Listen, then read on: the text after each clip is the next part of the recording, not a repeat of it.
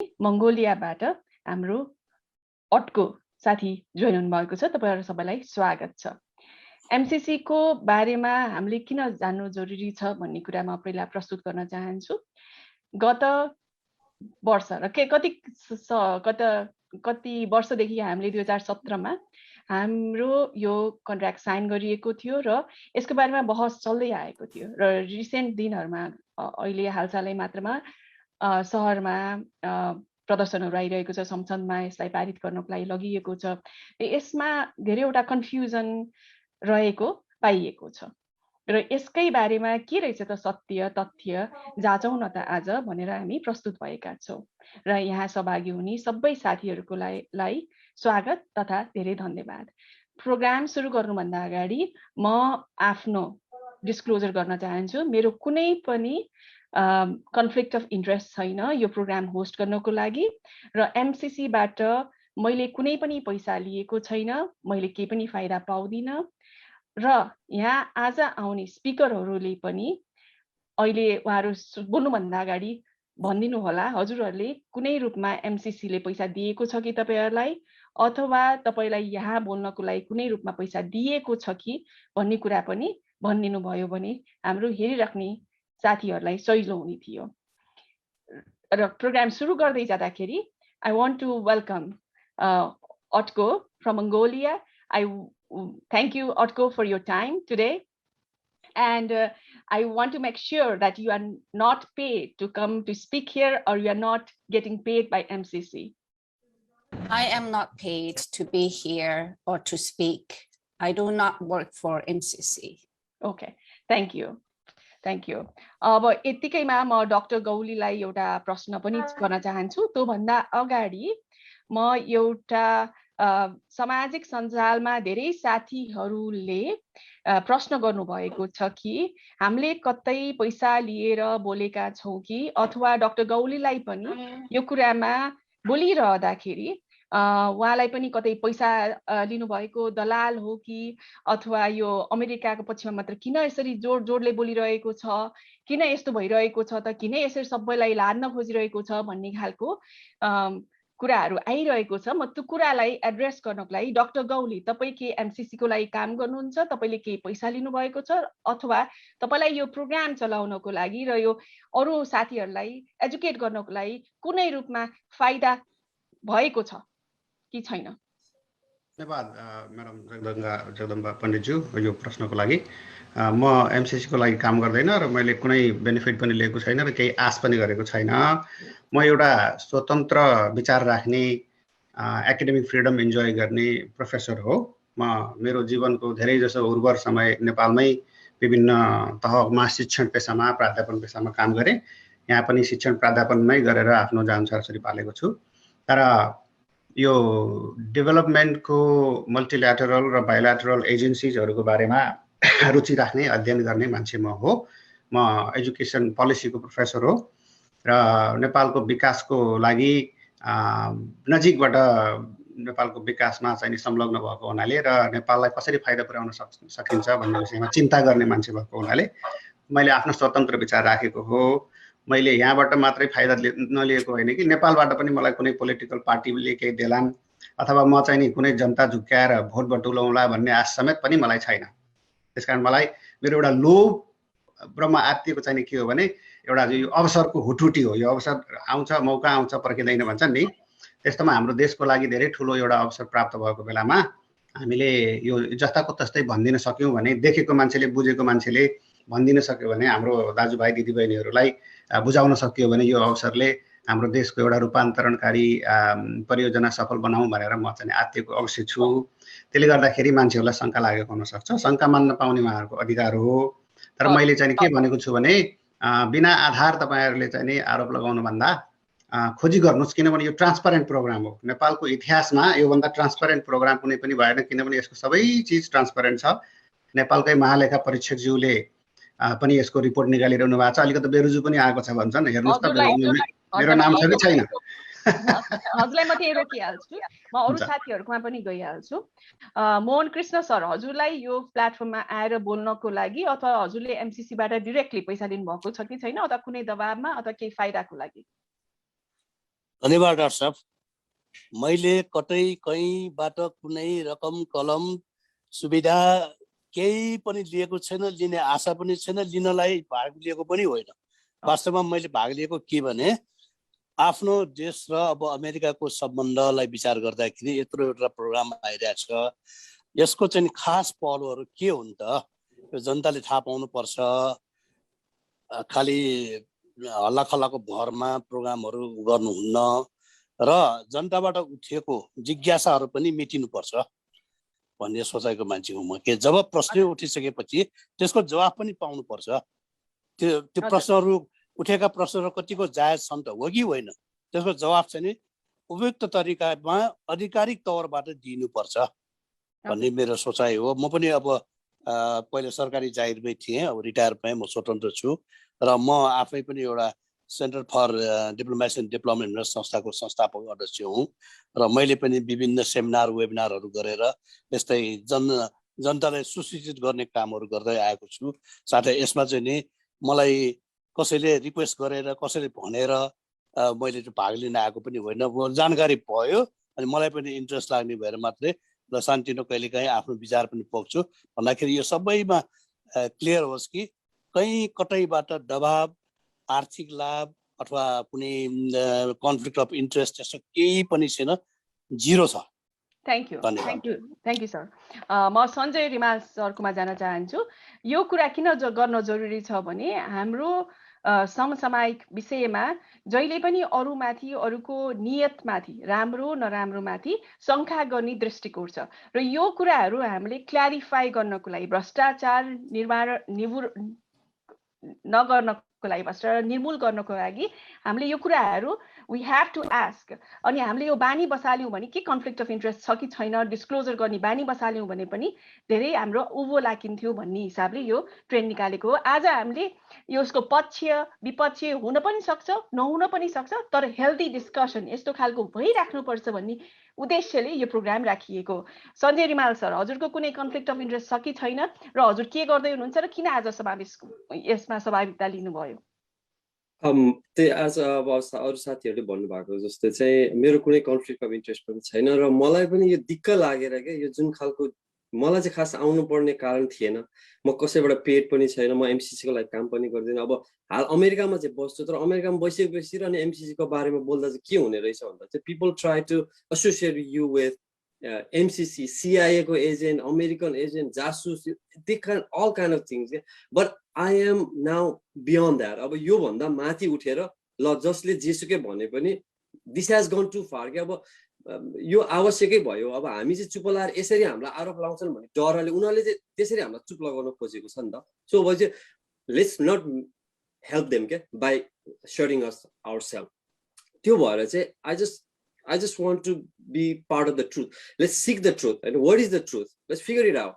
We are all adults, I know. I mean, every time it's our responsibility to make our society informed too, right? Otherwise, like, what is the point on being an educated mass? So, मेरो चाहिँ त्यति मात्रै हो। त्यति इन्ट्रेस्टले आएको। म चाहिँ अहिले आफ्नो 10 वर्ष 12 वर्ष चाहिँ आईटी व्यवसायमा आईटीमा काम गरेर अहिले म आफ्नै स्टार्टअपमा काम गर्छु। AI related startup छ त्यो voiceworks.ai हो मेरो चाहिँ बिजनेस को चाहिँ स्टार्टअप को नाम चाहिँ ल म त्यति नै राख्छु मेरो इन्ट्रोडक्सनमा पछि अलि थप्दै जाउँला है। Thank you Sanjay Rimal ji. As any tax payer कर बुझाउने मानिसहरूले as a informed citizen, it's our responsibility as well to take part in the cause of our time. के कुराले फरक पारिरहेको छ भनेर र अरूबाट बुली नभइकन डिसइन्फर्मेसनलाई we have to fact check भन्ने हिसाबले नै as I really appreciate everyone being here. हाम्रो भविष sir, can you tell us a little bit about yourself and do you have any conflict of interest?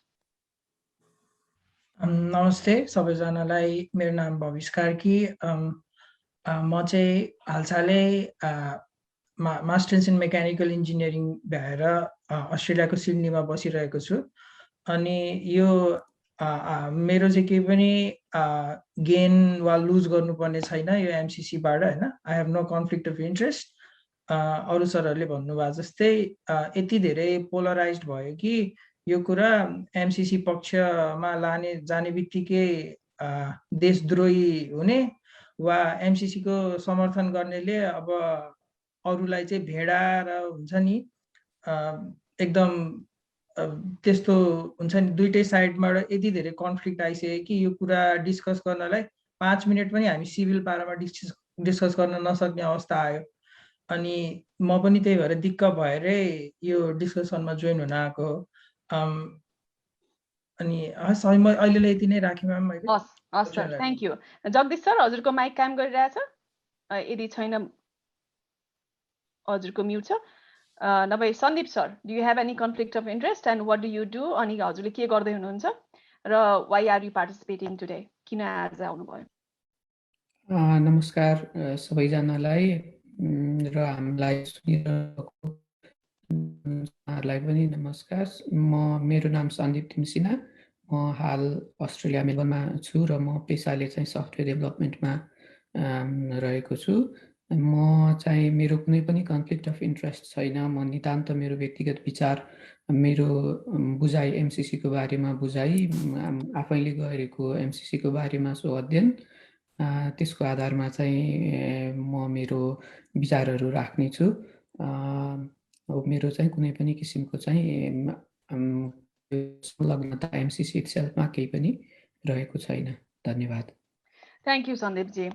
अब MCC को बारेमा त धेरैचोटि doctor गौरीले कुरा पनि गरिसक्नु भएको छ। हेरिरहनु भएको दर्शकबिनले पनि धेरै कुरा थाहा पाइसक्नु भएको छ होला। अब MCC के हो त, किन चाहियो त, के भइरहेको छ भन्ने बारेमा डाक्टर गौरीलाई प्रश्न राख्न चाहन्छु। त्योभन्दा अगाडि मैले बुझे अनुसारले MCC को वेबसाइटमा उनीहरूको डकुमेन्टले भने अनुसारले यो चाहिँ एउटा नन मिलिटरी प्रोग्राम हो। उनीहरूले यो टेररिजमको अगेन्स्टमा पोभर्टीलाई, गरिबी निवारण नगरिकन मानिस आफू मात्र नभइकन अरू आफू साथसाथै अरू देशका जसले आफूले कुन रिसोर्सेस छैन उनीहरूलाई सहयोग गरेर स्टार्ट गरिएको प्रोग्राम रहेछ। हाम्रो देशमा मात्र नभइकन, नेपालमा मात्र नभइकन अरू धेरैवटा दर्जनौँ देशहरूमा पनि यसले काम गरिरहेको छ। कतिवटा देशमा त कतिवटा प्रोग्रामहरू पुरा भएर फेरि नयाँ फेरि अर्को पनि मागेर भइरहेको प्रोग्रामहरू पनि रहेछ र कुनै देशमा चाहिँ उनीहरूको सरकारले नचाहेर नलिएर फेरि त्यता पनि त्यसको फेरि कन्सिक्वेन्स त फेरि अर्को छँदैछ। र MCC को बारेमा छोटो रूपमा के हो र के गर्छ यसले भन्ने बारेमा डाक्टर गौली थोरै 2-3 मिनटमा भनिदिनुहोस् न सर। हुन्छ हजुर, म 1 मिनटमै भनिदिन्छु। यो हजुरले भन्नुभयो नि वास्तवमा यो टेररको कुरा भन्नुभयो नि, आतंकको कुरा। यो हाम्रो संसारमा वर्ल्ड लिडरहरूले नयाँ सहस्राब्दी कस्तो हुने भनेर छलफल गरिरहनु भएको थियो। तपाईको यो 19औं शताब्दीको अन्त भएर 20औं शताब्दीको अन्त भएर 21औं शताब्दीमा हामी प्रवेश गर्दाखेरि हाम्रो यो साझा घर, हाम्रो पृथ्वी कस्तो हुने भन्ने विषयमा सोच्दाखेरि उहाँहरूले चाहिँ के भन्नुभएको थियो भने टेरर भन्ने चिजले संसारलाई चाहिँ नि अप्ठ्यारो पार्न सक्छ र त्यसको पछाडि चाहिँ नि 3टा कुरा हुनुपर्छ जसको कमी भयो भने टेरर हुन्छ भनेर भन्नुभएको थियो। त्यो 3टा कुरामा के भन्नुभएको थियो भने होप, डिग्निटी र अपर्च्युनिटी। जब मान्छेले आशा, आत्मसम्मान र अवसर पाउँदैन त्यति बेला मान्छे आतंकित हुन्छ। आज मात्रै मेरो कर्णाली प्रदेशमा एउटा सूचना आएको मैले भर्खर पढ्दै थिएँ। कर्णाली प्रदेशमा 31 वर्षीय महिला अमिला दमाई भेरी नदीमा हाम फालेर आत्महत्या गर्नुभएछ।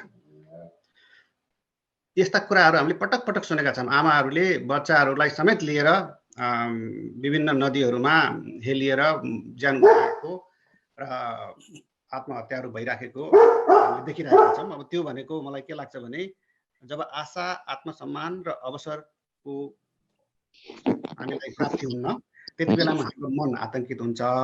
मन आतंकित भइसकेपछि आफ्नो हित पनि हामीले जान्दैनौँ, अरूको हित त जान्ने कुरै भएन। देशको बारेमा कसरी हित हुन्छ, कसरी राम्रो हुन्छ, कसरी विकास हुन्छ भन्ने विषयमा हामीले सोच्नु पर्ने कुरा त भएन।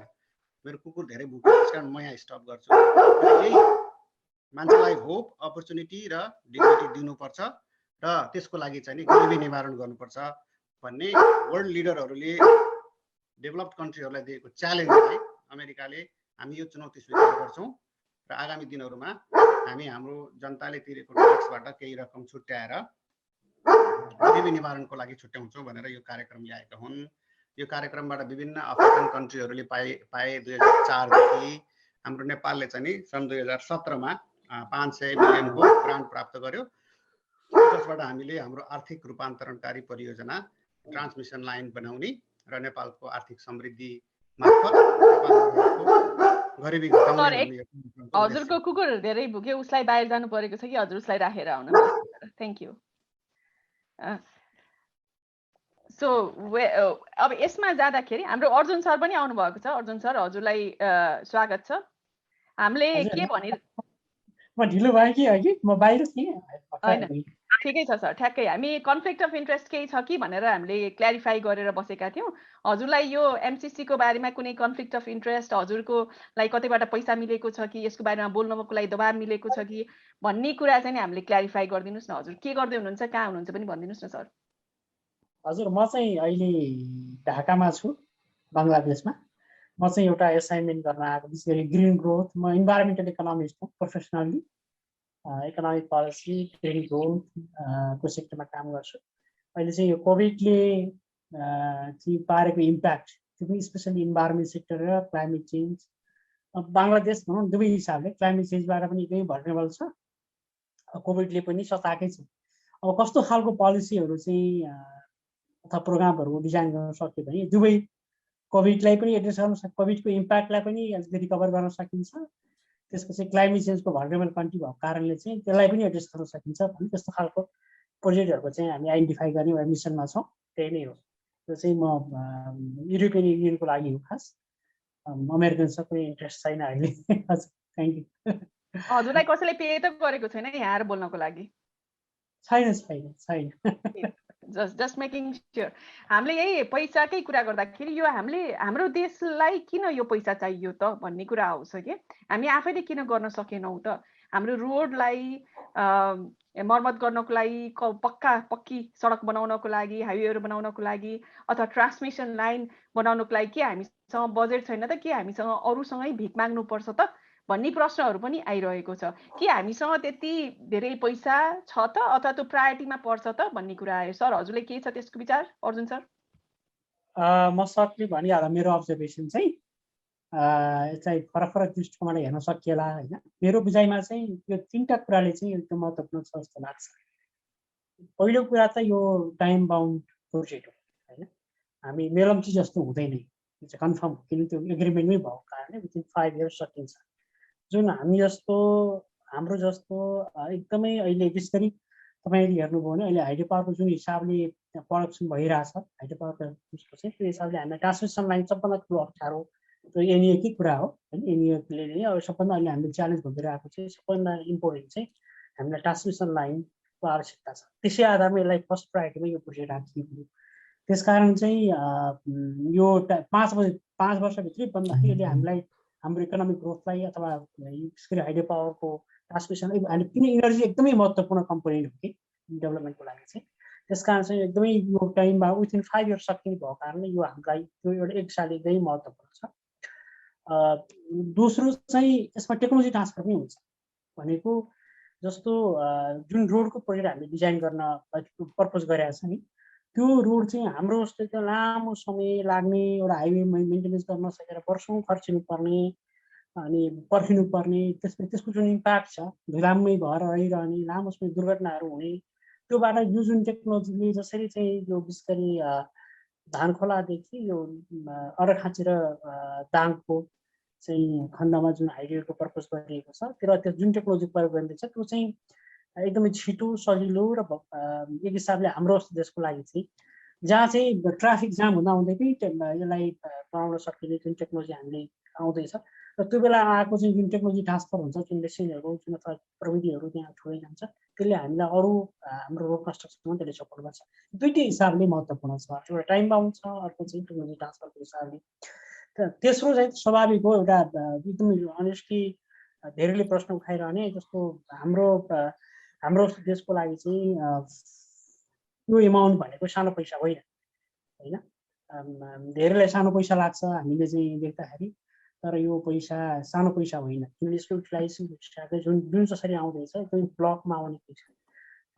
त्यस कारण चाहिँ त्यसमाथि पनि फेरि हाम्रो लागि लामो समयदेखि द्वैत सम्बन्ध भएको होइन, रिलेसन भएको कन्ट्रीले हामीलाई हाम्रो निड बेसमा हाम्रो निड आइडेन्टिफाई गरेर जुन प्रोजेक्ट डिजाइन गरेर अथवा हाम्रो डिमान्ड बेसमा हाम्रो निडलाई चाहिँ एड्रेस गरेर जुन पार्टनरसिप त्यो ट्रस्ट पनि हो कि ग्लोबल मार्केटमा हाम्रो ग्लोबल उसमा हामी कसरी बस्ने भन्ने हो होइन। त्यसकारण चाहिँ यसको अरू कुनै असर छैन भनेदेखि चाहिँ यसरी दाताहरू अथवा सहयोगी देशहरूले चाहिँ गरेको सहयोगलाई चाहिँ हामीले यसले सँगसँगै यसले थप कुरा के गर्छ भने खालि सहयोग मात्रै आउने होइन, यसले लगानीको सुरक्षाको बारेमा अरू लगानीकर्ताहरूलाई यसले प्रमोट गर्छ। त्यसपछि विश्वास बढेर जान्छ। त्यसकारण चाहिँ ग्लोबल अहिलेको ग्लोबल कम्युनिटीमा हाम्रो महत्त्वपूर्ण हिस्सेदार हुन्छ। यो तिनटै कुराले गर्दाखेरि चाहिँ हामीलाई यो एकदमै महत्त्वपूर्ण छ भन्ने लाग्छ। यसमा धेरै विवाद गर्नुभन्दा यसलाई चाहिँ नबुझेको कुरा सोध्न पाइन्छ, सोध्नुपर्छ होइन, तर अनावश्यक शङ्का गरेर त्यसमा अल्झी गर्नु चाहिँ राम्रो हुन्छ भन्ने लाग्छ। हजुर, thank you sir, thank you. यो अब हाम्रो मिडल इस्टमा गएर विदेशमा गएर 1 रुपियाँ जम्मा गरेर जुनै पनि हाइड्रो पावरको आइपिओ निस्कियो भने त्यसमा लगानी गर्ने हाइड्रो पावर कम्पनीहरू यति धेरै छन् र त्यहाँबाट प्रोडक्सन हुने, त्यहाँबाट उत्पादन हुने इलेक्ट्रिसिटीलाई हामीले नेपालमा मात्र खपत त गरेर भ्याइँदैन, विदेशसम्म कसरी पुर्याउने, अरू देशहरूलाई कसरी बेच्ने भनेर जुन एउटा हामीभन्दा अग्रज नेताहरूले अथवा भिजन भएको विज्ञहरूले होइन यो ट्रान्समिसन लाइन भयो भने हाम्रो नेपालीहरूको क्वालिटी अफ लाइफ हामीले इलेक्ट्रिसिटी बेच्न सक्छौँ, पैसा धेरै इकोनोमिकली धेरै एडअप हुन्छ, यो आफैले बनाउन धेरै गाह्रो हुने भएको भनेर नै यो माग गरिएर हाम्रो देशले नै माग गरेर ल्याएको पैसा हो नि त। किनकि हाम्रो आफ्नै पैसा चाहिँ नि आफैले लगानी गर्न सक्ने हामीसँग क्यापासिटी छ त डाक्टर ढकालजी, अर्जुन सर?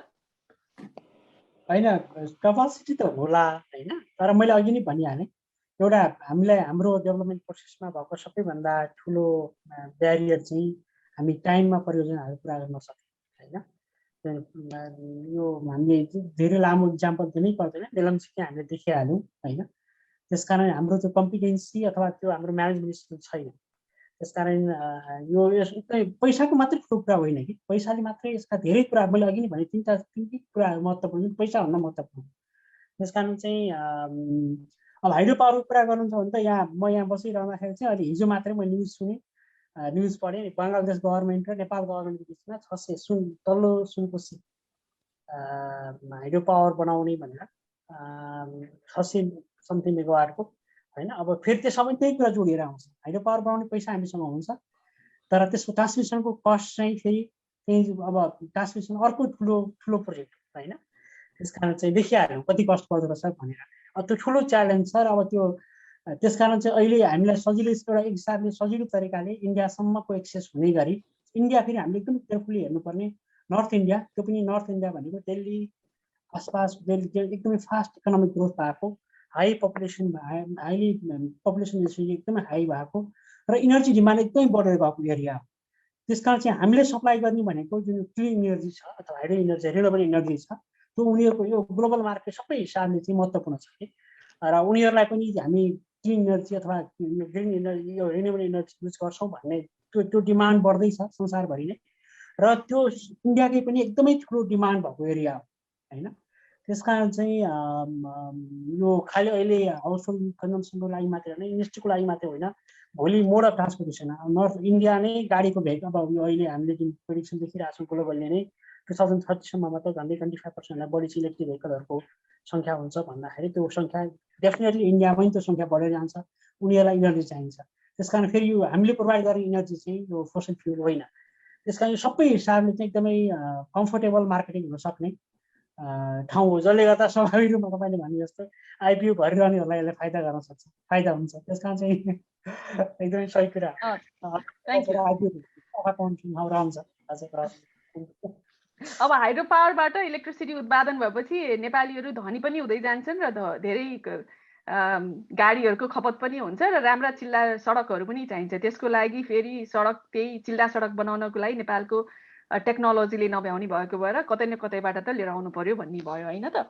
अब यसै क्रममा म यो कतिवटा कन्फ्युजनहरू भइरहेका छन् कि यो एमसिसीको बारेमा होइन, यसमा त मिलिटरीले नै आएर देशलाई नै खाइदिन्छ कि अथवा आफ्नै राज्य बनाउँछ कि भन्ने खालका अथवा हाम्रो अरू विभिन्न कन्फ्युजनहरूको बारेमा हाम्रो Sandeep sir, do you want to ask any questions? हाम्रो miss Atko, I know it's kind of annoying that we are speaking in Nepali.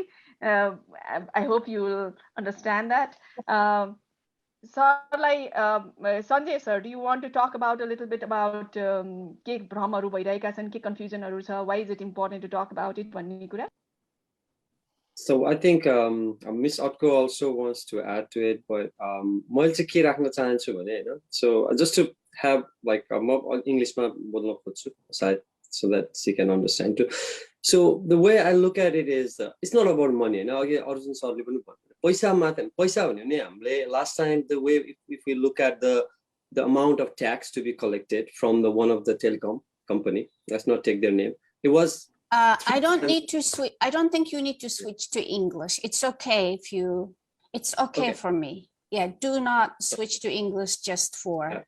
So अघि त्यो हामीले कुरा गर्दाखेरि चाहिँ the amount of tax हेर्ने हो भनेदेखि चाहिँ it's way more than like अहिलेको MCC को भन्दाखेरिमा it's way more than.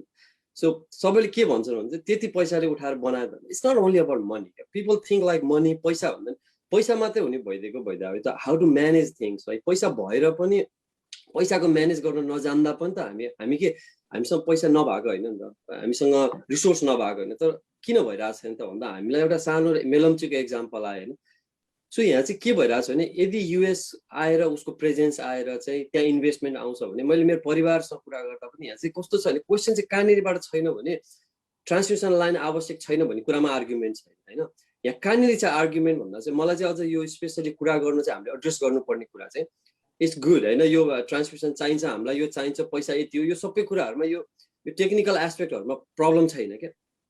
Address कहाँ भइरहेछ त भन्दाखेरि चाहिँ the way the questions are being arise in intention के, यो गयो भने यस्तो हुन सक्छ भन्ने कुराहरुमा बढी छ के. सो अनि त्यो फियरमा चाहिँ बढी होला यस्तो भयो भने भन्ने कुराहरु चाहिँ मैले त्यो किन पनि कुरा गर्न जरुरी छ भन्दा चाहिँ पोजिटिभिटीबाट चाहिँ होइन, इट्स जस्ट यो कस्तो भने मनको बागले खायो क्या, वनको बागले खायो कि खाएन, मनकै बागले खाइदियो क्या, समस्या त्यहाँनिर भइरहेछ हैन. हुन चाहिँ अब हामी गरिबीबाट आइरहेको, हामी चाहिँ एउटा हाम्रो आफ्नो सामाजिक परिस्थिति हामीलाई थाहा छ हैन.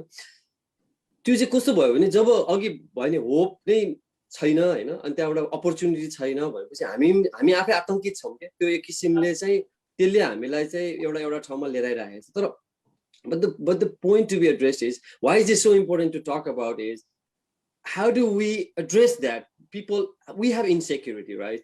हामी as a people हैन, हामी इन्डिभिजुअल, हामी कलेक्टिभली चाहिँ हामी जस्तो भए पनि हामी इन्डिभिजुअली हामी जस्तो राम्रो भए पनि इन्डिभिजुअली चाहिँ we are like really good, right? Can you look at us, each of us individually we are so profound in our own way, but when it comes to collective things we are not able to build that collective consciousness to tackle that kind of scenario. हामी चाहिँ त्यसमा vulnerable छौं के.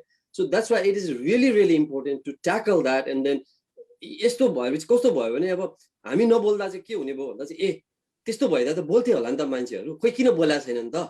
सबै चाहिँ अब conspiracy थ्योरीहरु चाहिँ बोलेका छन्, दिन रात ओभर टाइम गरिरहेछन्, अब त फुल टाइम मात्र हैन के, ओभर टाइमै गरिरहेछन् हैन, मरी चिच्याएर यस्तो उस्तो भने. तर हामी चाहिँ जो भनेका हामी चाहिँ जुन ल मानौँला let's assume that we are one of the educated mass भनौँ एकछिनको लागि, let's take that benefit of doubt हैन. हामी वी आर किपिङ क्वाइट भन्छ त्यसले झन् बढायो के, उनीहरुको मनोबल झन् बढायो, हामीले चुप लाग्दाखेरिमा चाहिँ त्यहाँनिर त्यो हामीले चाहिँ it's very important to talk. अनि अर्को चाहिँ एस्पेक्ट हो कि युएस को प्रेजेन्स चाहिँ बिआरआई आइसकेको छ. बिआरआई को बारेमा यो लेभलको डिस्कसन भयो त we don't even know what was there. मैले रिसर्च गरे हैन, अहिले हजुरहरुले गुगलमा गएर MCC नेपाल PDF हरु सर्च गर्नु, यो अग्रिमेन्ट स्वाटै आउँछ गुगलमा. तर गर्नु त बिआरआई को गर्नुस् त एकचोटी. Does it come like that? No. भनेपछि why don't we appreciate the fact that at least we are getting discussed on this? यो टपिक त हेर्न पाइन्छ, पढ्न पाइन्छ, यति ट्रान्सपेरेन्ट छ. अघि उत्तमजीले पनि भन्नुभयो यो नेपालकै इतिहासमा सबैभन्दा ट्रान्सपेरेन्ट. त्यसले चाहिँ अब यसले म चाहिँ किन जरुरी, अब यसको किन यो विवाद भइरहेछ भन्ने कुरा अर्को पार्ट होला. तर जगदम्बा म्यामले भन्नुभएको अनुसार चाहिँ यो किन इम्पोर्टेन्ट छ भन्दा चाहिँ यो यति राम्रो कुरा हो नि, let's talk about it, let's celebrate it हैन. एटलिस्ट लेट्स के अरे लेट्स टक अबाउट इट हैन. मेबी अब साथीहरुको अर्को भ्यूहरु पनि होला हैन, आई रेस्पेक्ट दैट हैन. तर let's get the cat out of the bag and discuss it हैन. संवादबाट मात्रै नै हामीले एउटा सभ्य र एउटा शिक्षित समाजको निर्माण गर्न सक्ने भएर it's very important to talk about this. अनि युएस आएपछि के हुन्छ भन्दा चाहिँ उसको प्रेजेन्स भइसकेपछि त्यहाँनेरि लगानीको विश्वासको युएसले गरेर काम गरेछ भने चाहिँ नेपाल त्यस्तो खतम त होइन रहेछ, युएसले गएर त्यहाँनिर इन्गेजमेन्ट छ भनेपछि पक्का त्यसले अरू ढोकाहरू खोल्छ क्या, अरू एभिन्युजहरू छ। हामी त्यो एस्पेक्टहरू हेरिरहेको छैनौँ क्या। हामी खालि पैसा यो त्यो अमेरिकन आउँछ यसले आएर हामीलाई मार्छ काट्छ। I think we need to rise above this जस्तो लाग्छ हैन। That's why it's very important to talk about this. अहिले त्यति राख। Thank you. Thank you Sanjay. हजुरले यो भनिरहँदाखेरि तल कमेन्टमा पनि राष्ट्रद्रोही, राष्ट्रघाती, अमेरिकाको दलाल, पाल्तु कुतुवा भनेर हुन्छ नि, कुत्ता भनेर त्यस्तो खालको कमेन्टहरू आउँछ।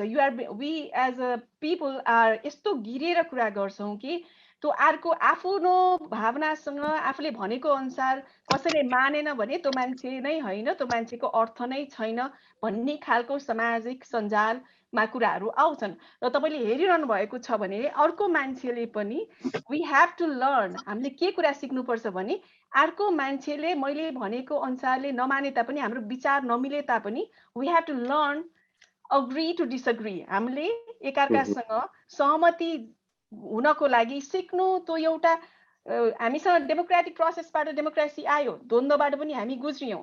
धेरै इन्भेस्टमेन्ट लगानीकर्ताहरू आएका थिए तर देशबाट छोडेर गए। हामी कहाँ छौँ भन्दाखेरि अझै हामी बामे सर्दैछौँ। होला कुनै दिन हामी पुगिएला, 20, 30, 40 वर्ष लाग्ला।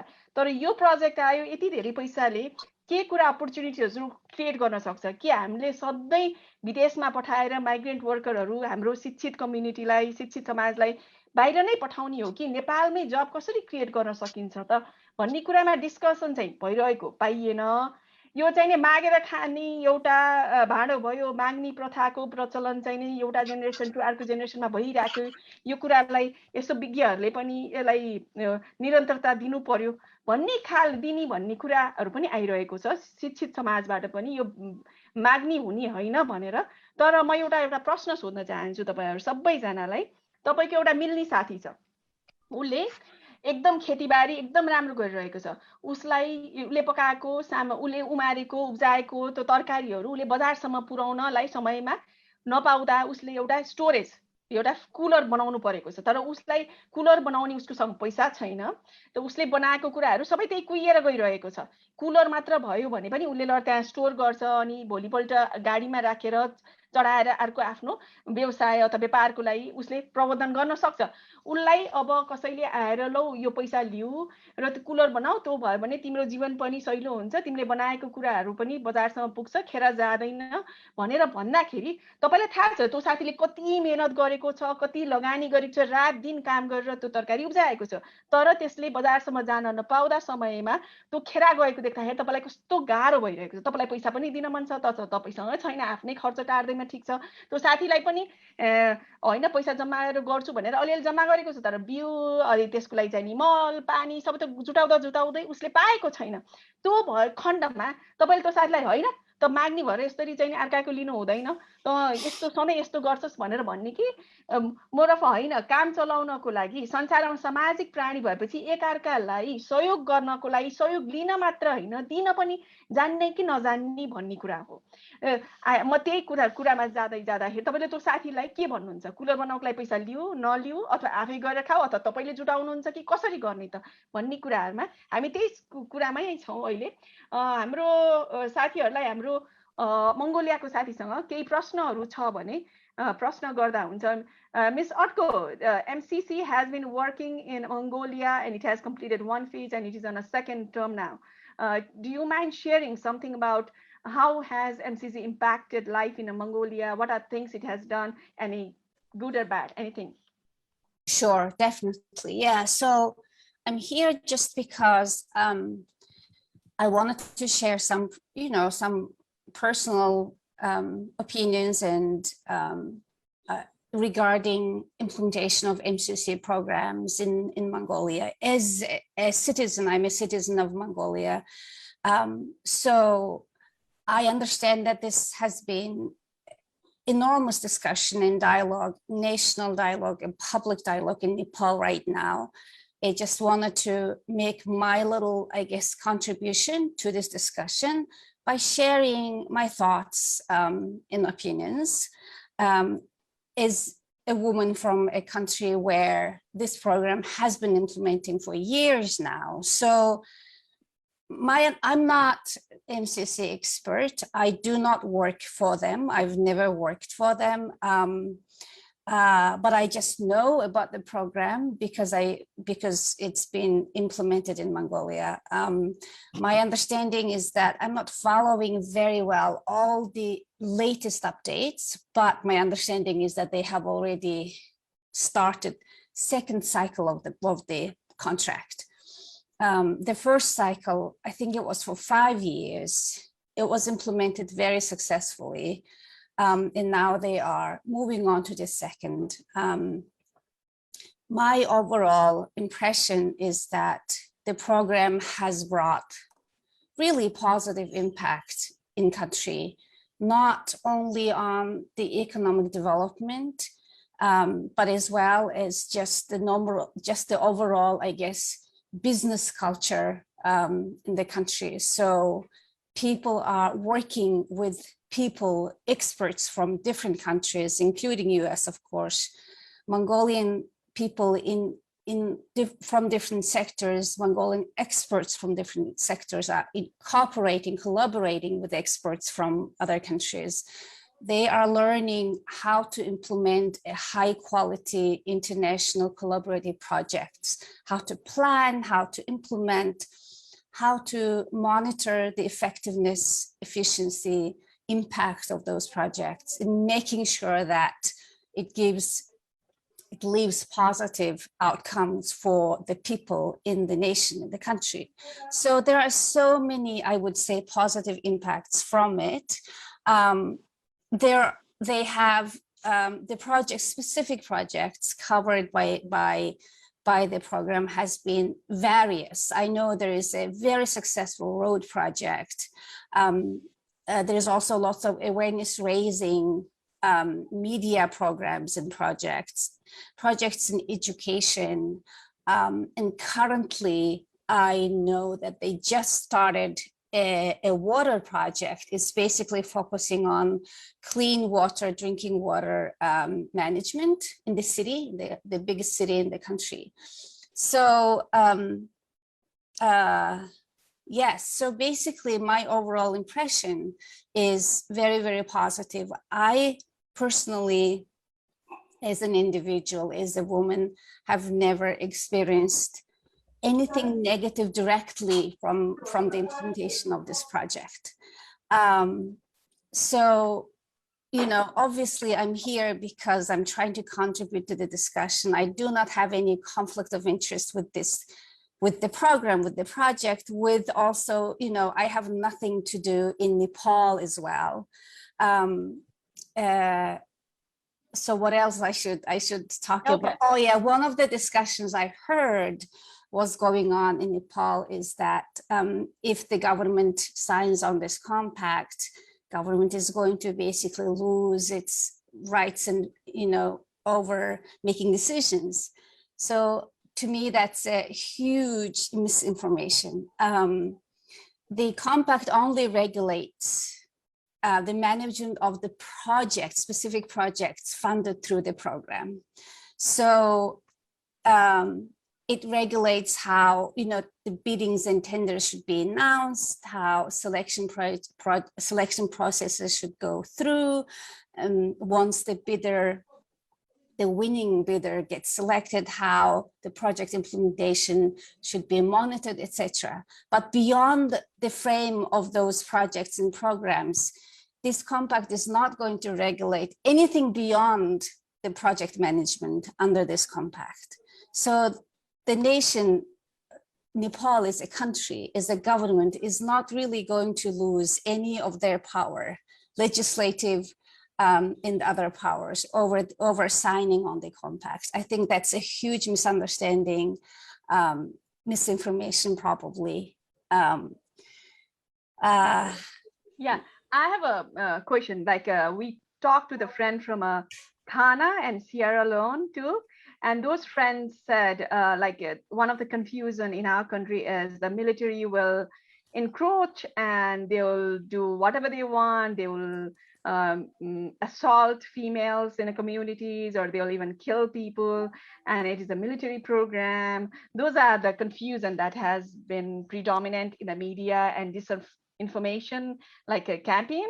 So is that your experience? Is that it is a military project? Have they been sexually assaulting or mistreating people, anything like that in Mongolia? There is none whatsoever like that going on in Mongolia. There is no military or army US related campaign or activity or actions taking place in Mongolia. None of it is, it couldn't be further from truth in reality. Thank you. Yeah. I will quickly explain that in Nepali. मैले के सोधेँ भने हाम्रो अटकोलाई मङ्गोलियाको साथीलाई हामीले घानाको साथीलाई पनि आउनु भएको थियो एउटा ग्रुप डिस्कसन फोरममा, अनि एउटा सियरा लियोनको साथी पनि आउनु भएको थियो।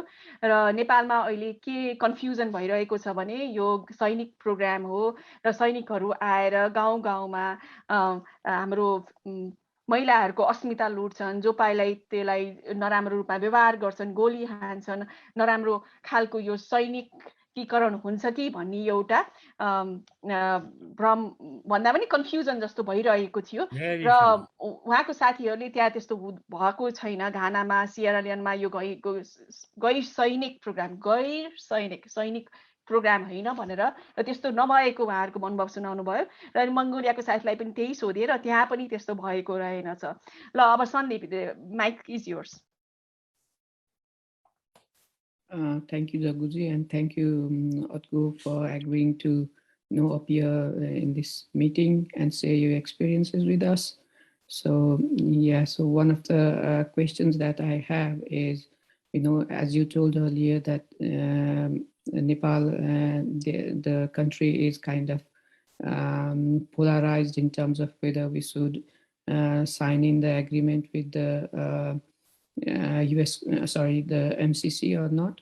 And, there is some kind of confusion among people, and lots of discussions been going on in public domain. So was this the case when Mongolia was, doing and signing the agreement with MCC, given you are also you are also a next door neighbor to China?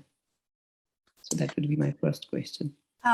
In general, I'm sure in the beginning of the program, there was a healthy amount of discussion what this program entails, why Mongolia has been selected as one of the beneficiary countries, how this is going to be implemented, how this is going to be organized and managed, and all those things. But I do not think there was a resistance to the extent that it seems to be in Nepal right now. Just in general, I think Mongolia in general is people, especially the mentality, quite open-minded, and especially when it comes to Westerners and foreigners. And US is actually considered what we say a third neighbor for Mongolia. So Mongolia in general kind of very openly welcome any partnership, collaboration, cooperation, and diplomatic relationships with the USA. That I'm sure that tradition kind of helped with this process, probably for it to go, relatively smoothly.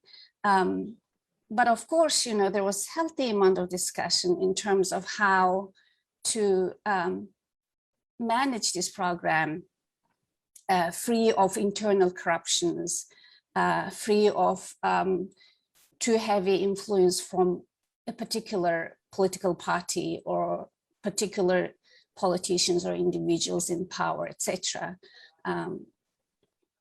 But I do not believe there was great extent of resistance to the program overall.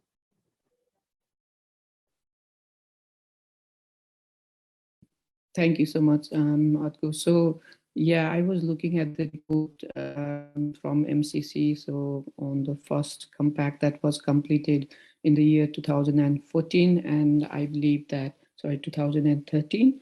And I believe that Mongolia has, it has already started another hydropower water plant related project. So the other question that I have is, one of the major concerns that the Nepalese people seem to have is the diplomatic impunity thing. So as Dr. Jagdamba just mentioned earlier, there is a kind of concern among the Nepalese people that because of this diplomatic impunity clause, which I have seen also exist in most of the agreement, and also in agreement with Mongolia, so that allows the American forces to behave whatever the way that they want. Has there been any kind of incident or anything that would otherwise be scrutinized in terms of discipline by the MCC employees there in Mongolia? There hasn't been any conflict between MCC employees. Excuse me. May I intervene a bit before you answer? Because Sandeepji, may I tell you that please don't generalize that all Nepalese. You have been using repeatedly using the word all Nepalese are thinking like that. Sorry, harboring suspicions like that. This is a section of a Nepali. See, still a large majority of Nepalese are gullible and quite uninformed and are not opposed, may not be opposed to the idea. So don't generalize Nepalese people as such, okay? I'm sorry. So now you can continue. Thank you, sir. Thank you. That's a good point. Thank you. Yeah. For correcting me, Kapil sir. So yeah, a faction of people, they seem to have those kind of concern. And so the other thing that I would like to ask is, was there any kind of interference from the MCC employees or the MCA Mongolia to general Mongolian activities or things like that? Was there any unwanted kind of activities from the MCC team that would jeopardize your sovereignty or things like that, or spoil your relationship with your neighbors? No, there hasn't been any conflict or whatsoever, any action that would threaten the sovereignty of the country at all. There is, people need to understand that the government, the parliament determines, identifies key or the priority projects that will be implemented and funded. And then the government itself discusses it, brings it to the table, discusses it, and approves it. And then that's how the project implementations start. And then usually they set up a national office with all, employees of that office will be all the national residents, citizens, nobody from other countries. And then the operation goes really in line with the contract and the compact. So in Mongolia case, no, I am not aware of any such conflicts that you have just mentioned, none of them. Thank you, Otko. Thank you, Sandeep. Kapil sir, do you have any questions for Otko? Yes, thank you. Thank you for giving me opportunity. And thanks for a friend from Mongolia for sharing experience of Mongolia with regards to MCC compact or MCC agreement in your country. And first, people should be aware geopolitically where Mongolia is located. the location of Mongolia is almost like that of Nepal, or even more sensitive. It lies between China and Russia and Japan and all these countries.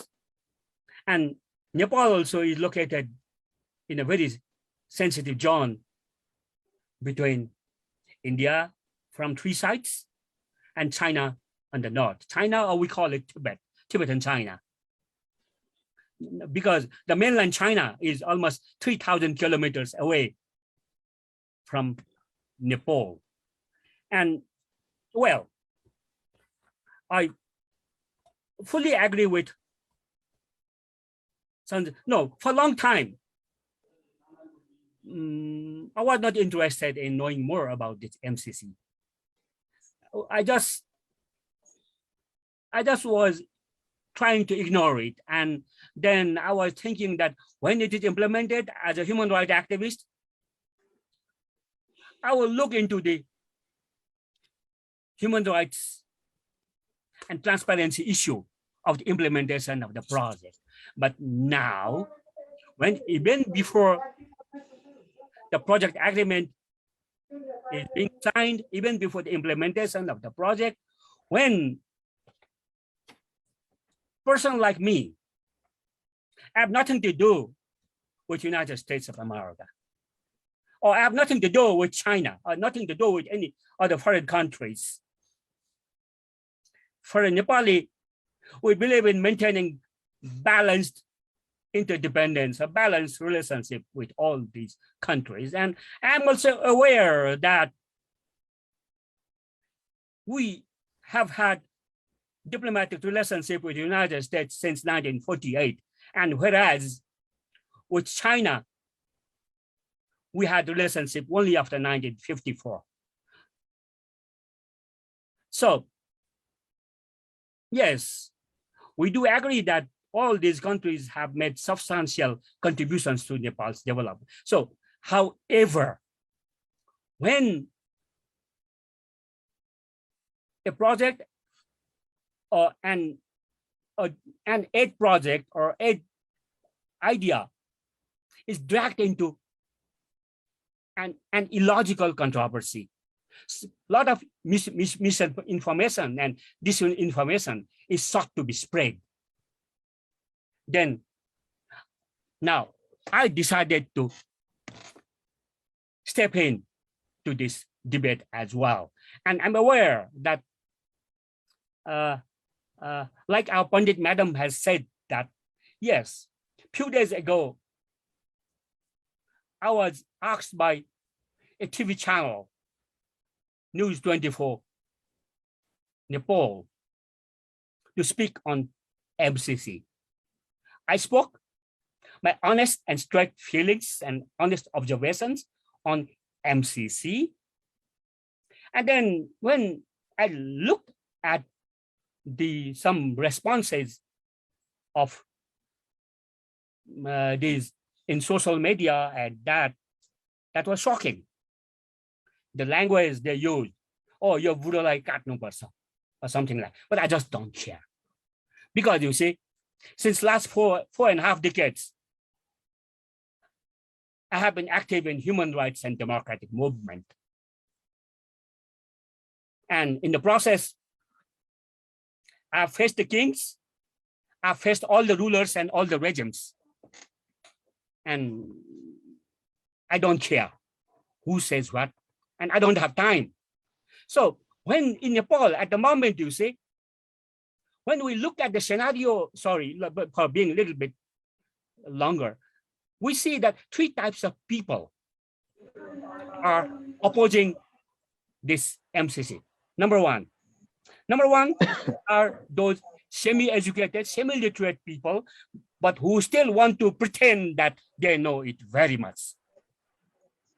They don't have, very few of them have seen the compact or contract agreement, and they can hardly figure out what is written in that agreement. It's terms and conditions, and like that. Just on the basis of hearsay on the basis of rumor, on the basis of some some fake fallacies. I'm just coming to end. This is one. And number two are, yes, the supporters of this ancient regime, the regime that Nepalese people toppled in 2000, in 1990 movement, and in 2062, yes. These people are a bit uncomfortable with the advance of democracy and forward march of social society. Of course, yes, that's something. And then all over the world now we can witness this an emerging conflict and emerging competition between two superpowers. One big superpower, United States of America. Just this afternoon, you may have heard about this United States, UK, and Australia coming together in East Asia to contain, to counteract Chinese influences. And in Nepal also, since last few years, we must admit that the international community has been expressing some fear and suspicion that whether Nepal's balance, Nepal's sea is tilting towards its northern neighbor. Yes, of course. And then they cite about MCC, they cite the example of Sri Lanka. Sri Lanka is one country where I might have visited for some 40 times, maybe on academic visits or on some NGOs visit, or because since I'm an international election observer also, I have been observing all elections in Sri Lanka since 1997. So there you see what happens that now this Gotabaya Rajapaksa and his brother, now his brother used to be president of Sri Lanka in earlier times, and now Gotabaya, who was the defense secretary, a defense minister, who defeated this Tamil's Prabhakaran. Now that, yeah. No, sorry, we can, you can continue in a little bit. Can we? Our guest has to leave. The guest is about to leave. So I was just trying. Type of the people who are trying to spread fake fallacies and twisted and sometimes toxic arguments and logic. I'm a political scientist, student of international relations. I don't like United States, and I have opposed the United States on many occasions, right from Vietnam, right from fall of Saigon to fall of Afghanistan. However, our opposition to either China or United States or any country should not be biased. It should be objective, should be based on the logic. However, you see, I have gone through every virtually even comma and full stops of that agreement. And I don't see, and now that listening from our friends from Mongolia, haven't. So this kind of, I think that, see, now we must, yes, unlike China, we must, and I think that if China is not opposed to MCC in Mongolia, by that logic, yes, Chinese will definitely try to influence Nepali. Sir, Nepalese people are influenceable. That is also fact. Can I stop you for a few minutes? Now, but my only argument is that now the wrong type of debate, a motivated type of thing, and because you see, we liberals, people who are on the side of democracy, people who are liberals, they are not very articulate. They rather hesitate to speak. Are they afraid or bullied? I want to. One second. You sir, say, Kapil sir. Why? Sir. Friends have. Why people are? They have not scrutinized BRI in the same way as they have been doing this MCC. This is good. Yeah. I'm not against people's opposition or people's debate on MCC. This is a healthy culture. Yes, sir. That you're having a discussion. Sanjay, do you have a question for sir? Yeah. So my question for Ms. Otgo is like, since you're leaving soon, so you mentioned that you had some kind of healthy discussion and all that. So do you think I had two questions, but I don't know. I'll go first one. So how were you, is there anything that we can learn from how you were able to resolve or tackle those kind of discussions? You mentioned that you had mostly healthy discussion, right? So like what kind of discussion, how did you manage, like, I mean, are there something like we could learn and then that could help us also tackle this kind of situation? Maybe the situation is different here, but maybe I'm of the opinion that anything might be help. And also, do you have, and do Mongolia happen to have like only the US, or you have this kind of project with other countries too? Because that also plays some kind of role, right? So those are my two questions. Oh yeah, absolutely. No, of course, the US is not the only country that contributes in terms of foreign aid, financial assistance to Mongolia. So Mongolia is heavily, we also have very close relationships with Japan, Korea, and of course, obviously we are sandwiched between Russia and China, two our giant neighbors. So I guess foreign relations is very multilateral, very diverse. I don't believe there is one dominant influence from any of those countries. So trying to keep that balance, trying to keep the diversity in your foreign relationships, especially when it comes to aid, is really important. One of the reasons why, just in general, historically, Mongolia embraces relationship with USA is because, as I mentioned before, we are in between of two big neighbors, and obviously because of the geopolitical situation and location, of course, our neighbors influence us in many ways, and there's lots of trade and financial economic relations and collaborations and activities going on with the two neighbors. But because of that situation, we have this, there's this concept, third neighbor, the idea of third neighbor. So who should be our, yes, we do have these two giant neighbors, who should be our third neighbor? And USA is generally identified to be our third neighbor, to neutralize that kind of close neighbor dominant influence. So I think that tradition, that history helped a lot, I think, in the beginning of the relationship, I believe. I really do not recall, as I said before, a great extent of resistance. It was more, I think the discussion is really more about creating the mechanisms, a healthy, democratic, rule of law mechanism internally that will enable the most effective and efficient implementation of the program. That was, and I think that still is the most important aspect for Mongolia, I believe. But it seems slightly different for Nepal. So I guess my suggestions would be really a lot of media work, using national media outlets, and lots of advocacy work, I guess, discussions, dialogue like this, dialogue that represented by many groups in the society always helps, I think. But I think just talking to people from countries where MCC has been implemented, like now, I think that would be very helpful.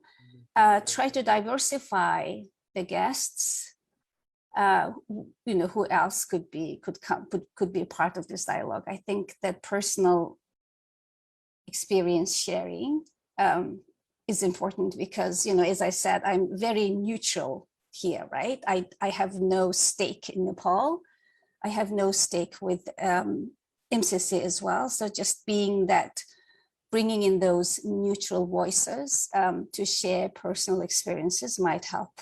So. Thank you. Thank you, Orko.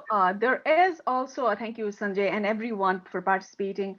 there is a provision at 6.8 for a diplomatic immunity. I wonder how many times it has to be used for in a MCC history. It's like a rare side effect of any of the medicine that it has to be there just to make sure everything is covered. But anyone is aware of being that 6.8 दफा 6.8 diplomatic immunity प्रयोग गरेको कुनै त्यस्तो इतिहासमा MCC को काम गरिरहेको बेला कुनै त्यस्तो छ अहिलेसम्म? Dr. Gowley, are you aware about any of that incidents or instances where it has been used? MCC को हकमा छैन, तर it's a standard project thing. त्यो लेखे पनि नलेखे पनि त्यही हुने नै हो। त्यसमा नलेखे पनि हुन्थ्यो, संशोधन गर्ने भए त्यही बुँदा हटाइदिए पनि हुन्छ। तर त्यो बुँदा हटाइदिए पनि प्रभावमा के हुन्छ भने हाम्रो यो डिप्लोमेटिक इम्युनिटी भनेको डिप्लोमेटिक रिलेसनसिप भएको देशहरूमा रहन्छ नै। त्यसकारण यो अमेरिकी स्टुपिडिटी भनौँ कि यो धेरै ट्रान्सपारेन्ट हुन खोज्दाखेरि यिनीहरूले सबै कुरा लेख्छन् के। हजुर सर, हाम्रो यो 2 पाना लेखे भन्ने ठाउँमा 20 पाना I लेख्छन् have to हैन। stop you here, sir. I have to stop you. I have another question for Otko. I know she has another meeting to attend to. I'll come back to you again later. Otko, do you have any idea how many projects has been completed by MCC in Mongolia? I know they have worked on irrigation, energy and environment, health, vocational education, and property rights. Oh, those are all those are the public information on the website. You just type Google. There's a Mongolian version of the website, English version of the website. You can read English version of the website. All the information is public.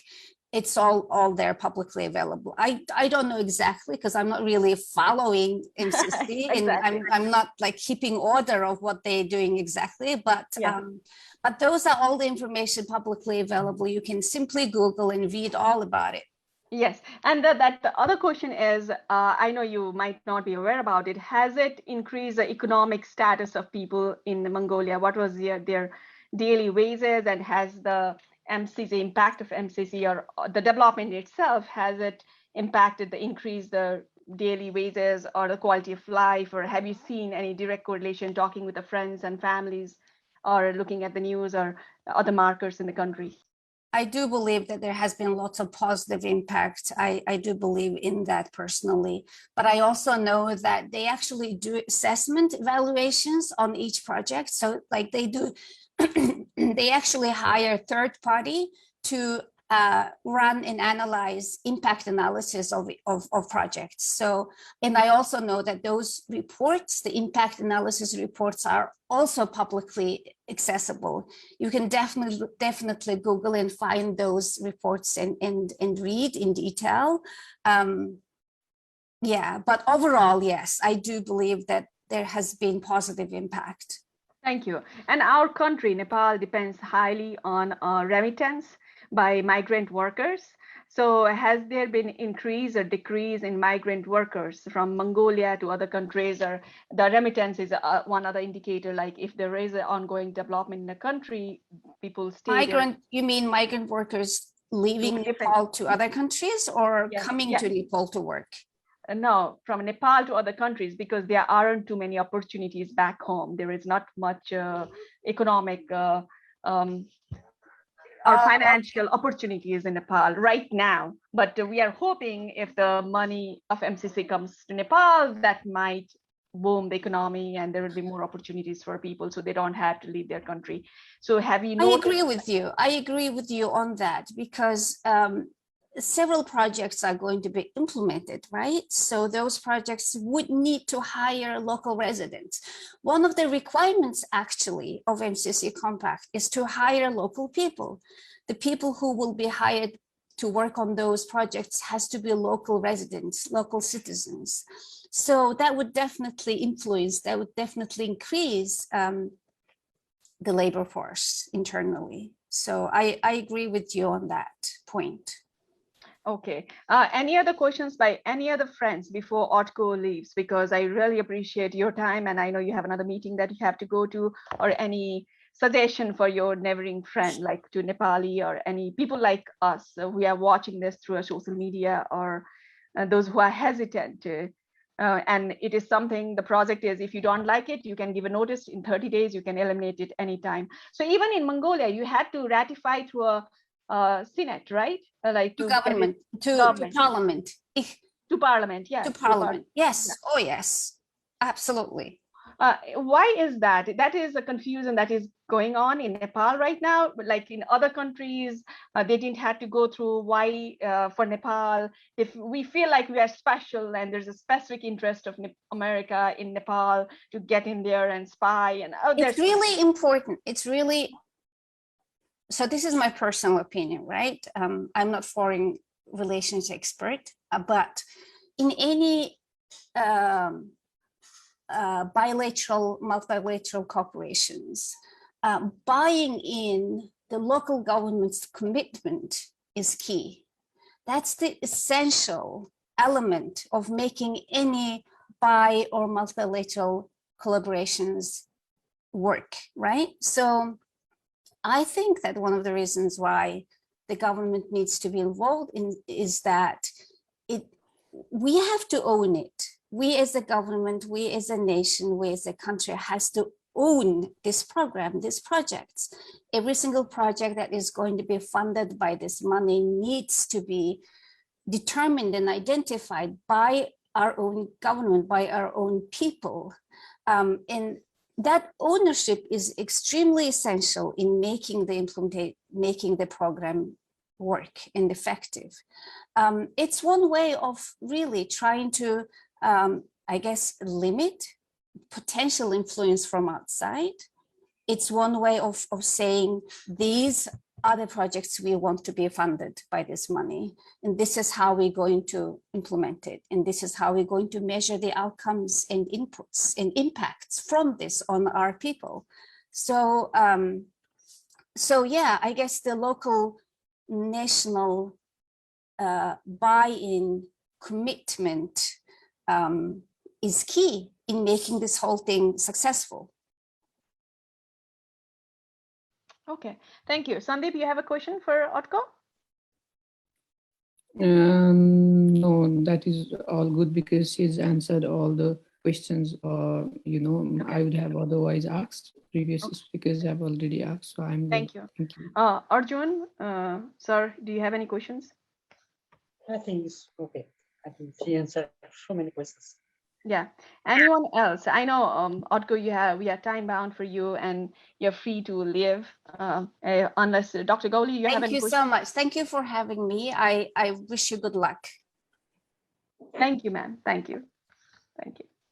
हामीले हाम्रो मङ्गोलियाको साथीसँग उनीहरूको देशमा कसरी implement भइरहेको, कसरी यो एमसीसीले फरक पारेको छ, उनीहरूको आर्थिक अवस्थालाई केही सुधार गरेको छ कि छैन भन्ने बारेमा पनि प्रश्न गर्यो। उहाँले जानी बुझी अनुसारले पारेको छ, आर्थिक अवस्था पनि सुधार गरेको छ भन्नुभयो।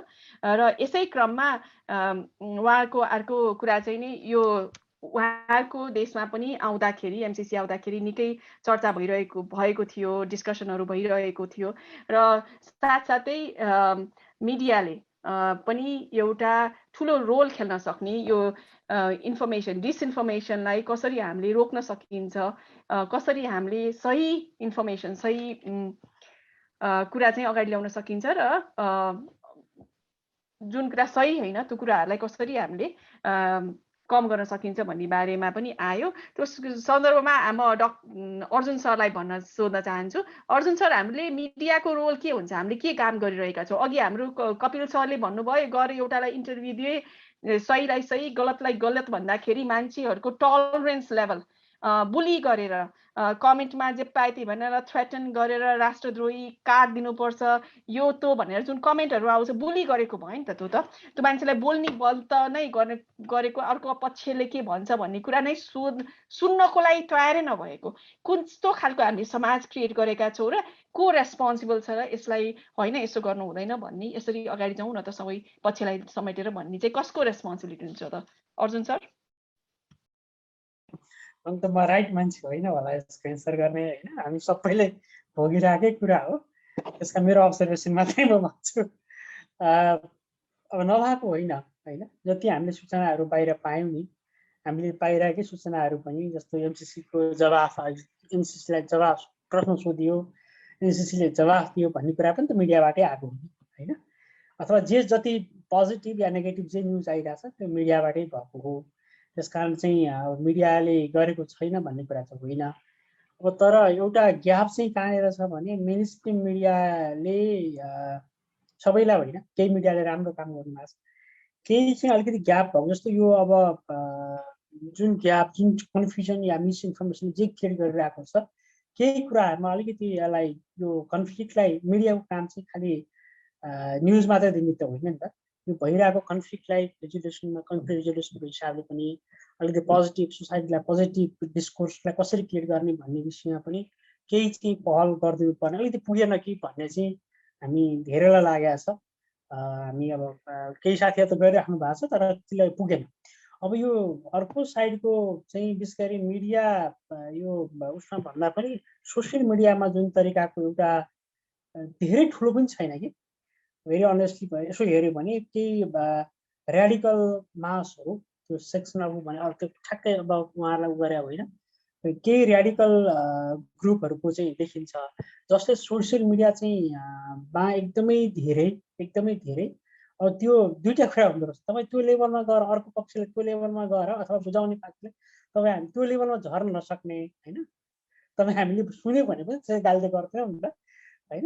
अब त्यताबाट आउँदाखेरि एकदमै चर्को त्यो भोइस चाहिँ सुन्नै नसकिने एकदमै त्यस्तो खालको अब त्यो तरिकाको डिस्कोर्स हुँदाखेरि चाहिँ त्यो अलिकति धमिलाउन चाहिँ सजिलो हुँदो रहेछ, सङ्ग्लाउन चाहिँ गाह्रो हुँदो रहेछ, त्यो चाहिँ भएको होइन। नत्र भने हामीले व्यवस्था हामीले भनिरहेको कुरा पनि एमसीसीमा भएको हामी यति मिहिनेत गरिरहेको छौँ, तपाईँहरूले गरेको मिहिनेत हेर्नुहोस् न, सेरालियोनदेखि मङ्गोलियासम्म के छ इम्प्याक्ट चाहिँ हाम्रो ग्लोबल नलेज हो नि त होइन। अहिले हामीलाई त मङ्गोलियाले पनि तपाईँहरूले मलाई थाहा छ साँच्चै किन मैले मङ्गोलिया केस हेरेको थिइनँ हुन त, म मङ्गोलियासँग मेरो धेरै साथीहरूसँग अरू कुरा सोधेँ, मैले यो पार्लियामेन्टको कुरा सोधेको थिइनँ कि, तर उहाँले चाहिँ कति राम्रोसँग भनिदिनु भयो होइन। उहाँ मङ्गोलियाले त आखिर हाम्रो जस्तो देश धेरै हिसाबले मङ्गोलिया भूगोलले ठुलो छ तर अरू सबै कुरा भूगोलले ठुलो पपुलेसनले सानो तर धेरै स्ट्राटेजिक हिसाबले हामी जस्तै देश हो है।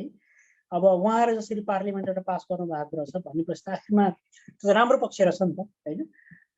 यो यस्ता सूचनाहरू चाहिँ एकदमै महत्त्वपूर्ण हुन्छन् तर यसको प्रभाव चाहिँ ढिलो हुँदो रहेछ।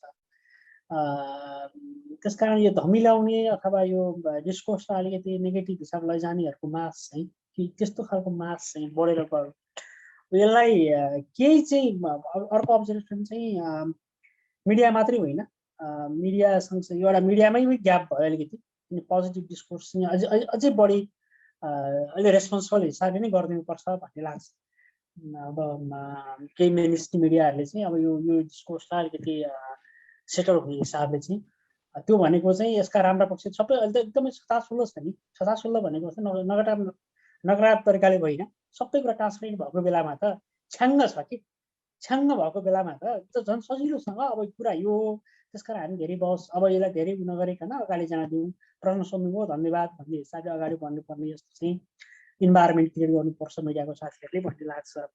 अलिकति चाहिँ पुगिरहेको छैन एउटा पक्ष। अर्को पक्ष चाहिँ यो अब मैले हिजोको एउटा प्रश्न पनि मैले कुरा उठाएको पोलिटिकल उसमा चाहिँ उहाँहरूलाई पनि अलिकति किनभने उहाँहरूले पनि आफ्नो स्ट्रिक्सन लिनुपर्ने भयो कि पोलिटिकल लिडर्सहरूले चाहिँ यसरी आफ्नो जे सजिलो पर्छ त्यही कुरामा छोडिदिए राखेर चाहिँ त्यो भोलि बिहान आफैलाई समस्या पर्ने। त्यस कारण चाहिँ त्यो अलिकति नेतृत्वमा बस्ने मान्छेहरूले अलिकति अभिभावकको भूमिकामा होइन समस्या एक ठाउँमा छ तर कुरा यो होइन यो हो यसले गर्नुपर्छ भनेर त्यो चाहिँ एउटा नेतृत्वमा बसेको मान्छेहरूले चाहिँ त्यो जिम्मेवारी लिइदिनु पर्ने जुन अलिकति जिम्मेवारी लिनु देखियो।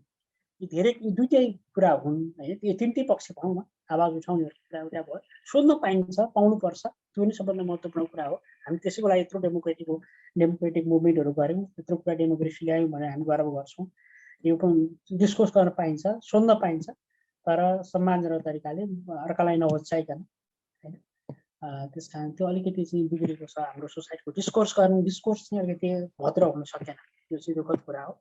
अब यसलाई दायित्व भनेको भद्र अभद्र डिस्कोर्सको विकल्प भनेको भद्र डिस्कोर्स नै हो होइन।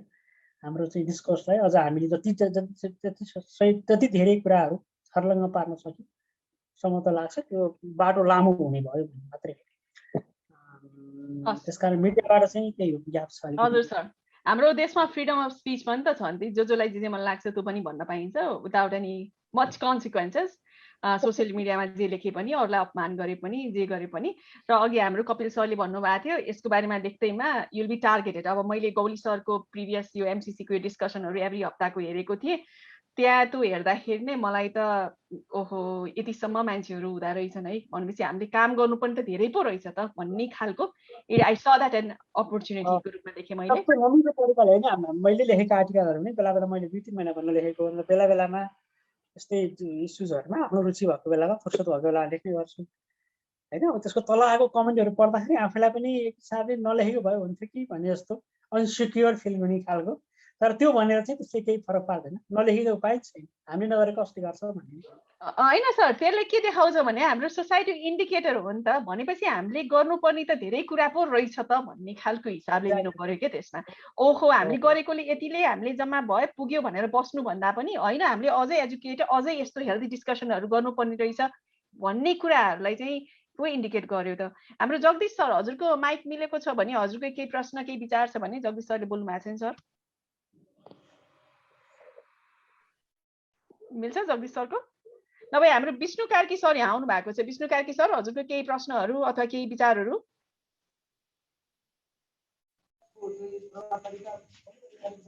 हजुर नमस्कार सबैमा। हजुर हजुर सर, हजुरको केही प्रश्नहरू विचारहरू केही छ त यसको बारेमा? ए होइन, त्यस्तो त मेरो केही प्रश्नहरू छैन। अब अगाडिकै प्रोग्राममा मैले राखिसकेको थिएँ। अब त्यो यो एमसीसी को समर्थन गरे भनेर यही अब कस्तो छ भने यो तपाईँको इन्डिभिजुअल्ली मेसेजहरू तपाईँको यस्तो मेसेज आइरहेछन् कि धम्कीपूर्ण मेसेजहरू चाहिँ तपाईँको जिमेल नम्बर 5वटा 3टा कि 4टा मेसेज आएको छ। अस्ति त्यो मेरो हेर्दाखेरि चाहिँ मेसेजहरू आएर अलिक धम्काइपूर्ण ढङ्गले मेसेजहरू पठाइरहेको, एमसीसी को भ्रम किन फैलाएको, अनि सरकारको पैसा खाएर एमसीसी को सपोर्ट गरेको भन्ने यस्तै समथिङ मेसेजहरू आइरहेको थियो। यसो पढे पनि एकछिन हाँस्यो पनि, तर रिप्लाई चाहिँ मैले कसैको पनि गरिनँ। त्यो उसमा तपाईँको यो चाहिँ जिमेलमा आएको मेसेज हो। अनि यता हाम्रो डाक्टर साहब गोली सरको पनि त्यहाँ हेरिरहेको हुन्छु, उहाँको नि त्यहाँ देखिरहेको हुन्छु, लेखिरहन्छ, सरले रिप्लाई गरेर देखिरहेको हुन्छु। अब भ्रम फैलिएको छ, सबैजना एमसीसी को विरुद्धमा लागेका छन्। अब यो बुझाउन चाहँदा पनि खै अब यो कस्तो गाह्रो हजुरलाई मैले यसमा काटेँ। एउटा गीत छ नि नेपालीमा, साध्यै नै राम्रो गीत छ कि, फुलको आँखामा फुलै संसार, त्यसो चाहिँ भन्नै परेन, काँडाको आँखामा काँडै संसार होइन त। जो जहाँ जे छ उसैले त्यस्तै देखेको छ। अब मलाई त्यति मात्रै अर्को पनि म्यासेज गर्ने, बरु कति पैसा चाहियो भन्नुहोस् हामी तपाईँलाई दिन्छौँ, तर यो सरकारको पैसा खाएर चाहिँ एमसीसी को तपाईँ समर्थन नगर्नुहोस् भनेर मेसेज के अरे मेल आएको थियो मलाई। मलाई आएको थियो मेल, कहाँबाट पाउनु उहाँहरूले मलाई फोन नम्बर मागिरहनु, केही मेसेज चाहिँ मेल चाहिँ मलाई तपाईँको मलाई फोन नम्बर दिनुहोस् अनि तपाईँसँग एमसीसी को म थप बहस गर्न चाहन्छु, मलाई फोन नम्बर दिनुहोस् भनेर खालको मेसेज। अनि यस्तै 3-4 मेसेज आएको छ मलाई पनि यो इमेलमा। हजुर थ्याङ्क यू। हाम्रो यहाँ नन्दा बत्स्यालजी बस्नु भएको छ। नन्दा बत्स्यालजी, हजुरको केही प्रश्नहरू छ? गोपेन्द्र भट्टराई सर, हजुरको हाम्रो अरू साथीहरू यहाँ ग्यालेक्सी नाम गर्नुभएको जगन्नाथ सर हुनुहुन्थ्यो, जानुभएछ। कसैको केही प्रश्नहरू अथवा विचारहरू केही छ? नमस्ते म्याम, म अलिक पछि मात्रै जोडिन पाएँ म्याम। म एउटा प्रोग्रामबाट भर्खर आइपुगेको थिएँ, मैले राम्रोसँग एटेन्ड गर्न पनि पाएन भन्दा पनि हुन्छ। म चाहिँ नन्दा बस्याल, म अहिले नेपालदेखि, घर सुर्खेत। सबैजना बाहिरको देखेर मैले गरेँ, खास राम्रोसँग मैले प्रोग्राम एटेन्ड गर्न पनि पाएन म्याम। म अर्को एउटा यस्तै सानो यहाँ एउटा केस मिलाउनु पर्ने भएर एक्सिडेन्ट भएछ, मैले यो उता जोइन त गरेँ म्याम, मैले प्रोग्राम नै गर्न पाएन। हस् म्याम, हजुर आउनुभयो, त्यही नै खुसी लाग्यो हामीलाई। हाम्रो सञ्जय रिमाल सर, अब हामी अन्तिममा पनि आउन लागिसक्यौँ, अथवा अरू साथीहरूले अथवा कपिल सर हजुरले केही भन्न चाहनुहुन्छ कि अरू सरलाई केही कुरा छ कि? होइन, मैले त यो जुन अहिले एमसीसी को बारेमा सबै किसिमको डिबेट भइराखेको छ, साथीहरूले अघि नै भन्नुभयो कि यति धेरै ट्रान्सप्यारेन्ट रूपमा नेपालमा आएको यो फरेन एड एग्रिमेन्टको बारेमा कहिल्यै छलफल भएको थिएन। यसले कमसेकम हामीलाई यसका प्लस एन्ड कन्सका बारेमा मान्छेलाई सचेत बनाएको छ। र मलाई लाग्छ एक किसिमको यसलाई मैले नकारात्मक रूपमा लिएको छैन, सकारात्मक रूपमा नै लिएको छु। र अब मेरा अमेरिकन साथीहरूलाई म के आग्रह गर्न चाहन्छु भने, अमेरिकनहरूले पहिलेदेखि नै होइन, अब भनेपछि त डेफिनेटली अब अमेरिका जस्तो अहिलेको सुपर पावर कन्ट्री डेफिनेटली 3200 लक्षणले युक्त मुलुक छैन, उसको इतिहास पनि, उसको इन्भल्भमेन्ट पनि, बिहेभियर पनि, अफगानिस्तानदेखि भियतनामसम्म पनि थुप्रै प्रश्न। यसैले उनीहरू जसरी अहिले नेपालमा MCC का बारेमा छ नि प्रश्नहरू उठेका छन्, यसलाई उनीहरूले पनि नकारात्मक रूपमा लिन हुँदैन। उनीहरूले अलिकति धैर्य गर्नुपर्छ। नेपालीलाई अब जस्तो अमेरिकनको प्रब्लम के छ भने उनीहरू यो थर्ड वर्ल्डका कन्ट्रिजहरू नेपालका जस्तो यो न्यूली एमर्जिङ डेमोक्रेसीजहरू युरोप र अमेरिका जस्तो यो क्रिस्चियन कल्चरहरू जस्तो हिँड्दैनन्। हेर्नुहोस्, हाम्रो काम गर्ने, हाम्रो अगाडि बढ्ने जुन तरिका छ त्यसमा they should have ट्रेमेन्डस lot of patience. र उनीहरूले यो अहिलेसम्म अलि इम्पोज गर्ने जुन कल्चर छ नि, इम्पोज गर्ने भन्दा नेपालीलाई इन्करेज गर्ने, फेसिलिटेट गर्ने र पेसेन्टली हुँदाखेरि मलाई लाग्छ यो गर्ने हो भने नेपालमा यो जुन MCC मा अब एउटा चाहिँ के छ भने MCC मा बेफाइदा भन्दा फाइदा नै धेरै छ। र यो जुन मैले अघि नै भने नि यो किसिमको गलत तथ्य शङ्काको भरमा एउटा जस्तो MCC जस्तो चिजलाई भोलि गर्ने हो भने त नेपाल भोलि यो कम्बोडियाहरू जस्तो अथवा बिग्रदै गयो भने चाहिँ नर्थ कोरिया जस्तो एक किसिमको एउटा इन्टरनेसनल पारिया स्टेट हुन सक्दैनौँ।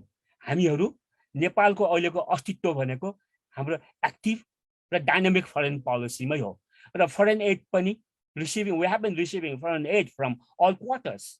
र अहिले MCC लाई यसलाई अनक्रिटिकल्ली एक्सेप्ट गर्न हुँदैन, तर क्रिटिकल्ली यसलाई यसमा भएका यदि कमजोरी छ भने कलेक्टिभली इम्प्रुभ गरेर र अमेरिकनले पनि जस्तो अब डेफिनेटली यो मङ्गोलिया र नेपालको के छ भने अनलाइक मङ्गोलिया नेपालको society is very vibrant, it is very dialogical society. उनीहरूको 70-80 वर्षसम्म एउटा जुन सोभियत कम्युनिजम, चाइनिज कम्युनिजमले इम्पोज गरे कम्युनिजमबाट उत्रेको निस्केकोले त्यो कल्चर, त्यो जुन सिभिक सोसाइटीका इन्स्टिट्युसन्सहरू, त्यो सिभिक इन्स्टिट्युसन्सहरू त्यति डेभलप हुन पाएको छैन। र जुन उनीहरूका चुनाव पनि हामी कहाँ जस्तो यो हाइली कन्टेस्टेड छैनन्। तर सायद डेमोक्रेसीको लागि ठिक छ होला, तर हाम्रो नेपालका आफ्नै सर्टन कम्पल्सन्सहरू होला, विशेषता होला। यसलाई युनाइटेड स्टेट्सले पनि बुझ्नुपर्छ, चाइनिजले पनि बुझ्नुपर्छ, इन्डियाले पनि बुझ्नुपर्छ। हाम्रा सेन्सिटिभिटीहरू छन् आफ्ना सानो मुलुकको। र अनि हाम्रो नेपालले पनि एउटा के भन्नुपर्छ भने युनाइटेड स्टेट्स जस्तो कन्ट्रीलाई, जस्तो चाहे कामरेड प्रचण्ड होस्, चाहे माधव नेपाल होस्, अहिले उहाँहरू एउटा गठबन्धनको सरकारमा हुनुहुन्छ, तर कुनै उहाँहरू किन विरोध गरिराख्नु भएको छ? उहाँहरूले पनि हिजोकै 20-30 वर्ष अगाडिको ह्याङओभरको विचार आफ्नो एउटा सानो कन्स्टिट्युन्सीलाई खुसी पार्ने विचारले गर्न हुँदैन। अब अनि त्यसो ओलीजी पनि है, हिजो उहाँले MCC को सपोर्ट गर्ने हिम्मत गर्नुभयो सत्तामा छँदाखेरि, र सत्ता बाहिर हुँदाखेरि अब हामी गर्न यस्तो होइन। यो हुँदाखेरि हाम्रो नेपाली पोलिटिसियन्सहरूको क्रेडिबिलिटी, यसो अन्तमा म के भन्न चाहन्छु भने हाम्रा माथिल्लो तहका पोलिटिसियन्स र बुद्धिजीवीले रेस्पोन्सिबल र क्रेडिबल बिहेभ गर्ने हो भने यसको पोजिटिभ इम्प्याक्ट सोसाइटी भरमा नै पर्दछ। म यही आग्रह गर्न चाहन्छु।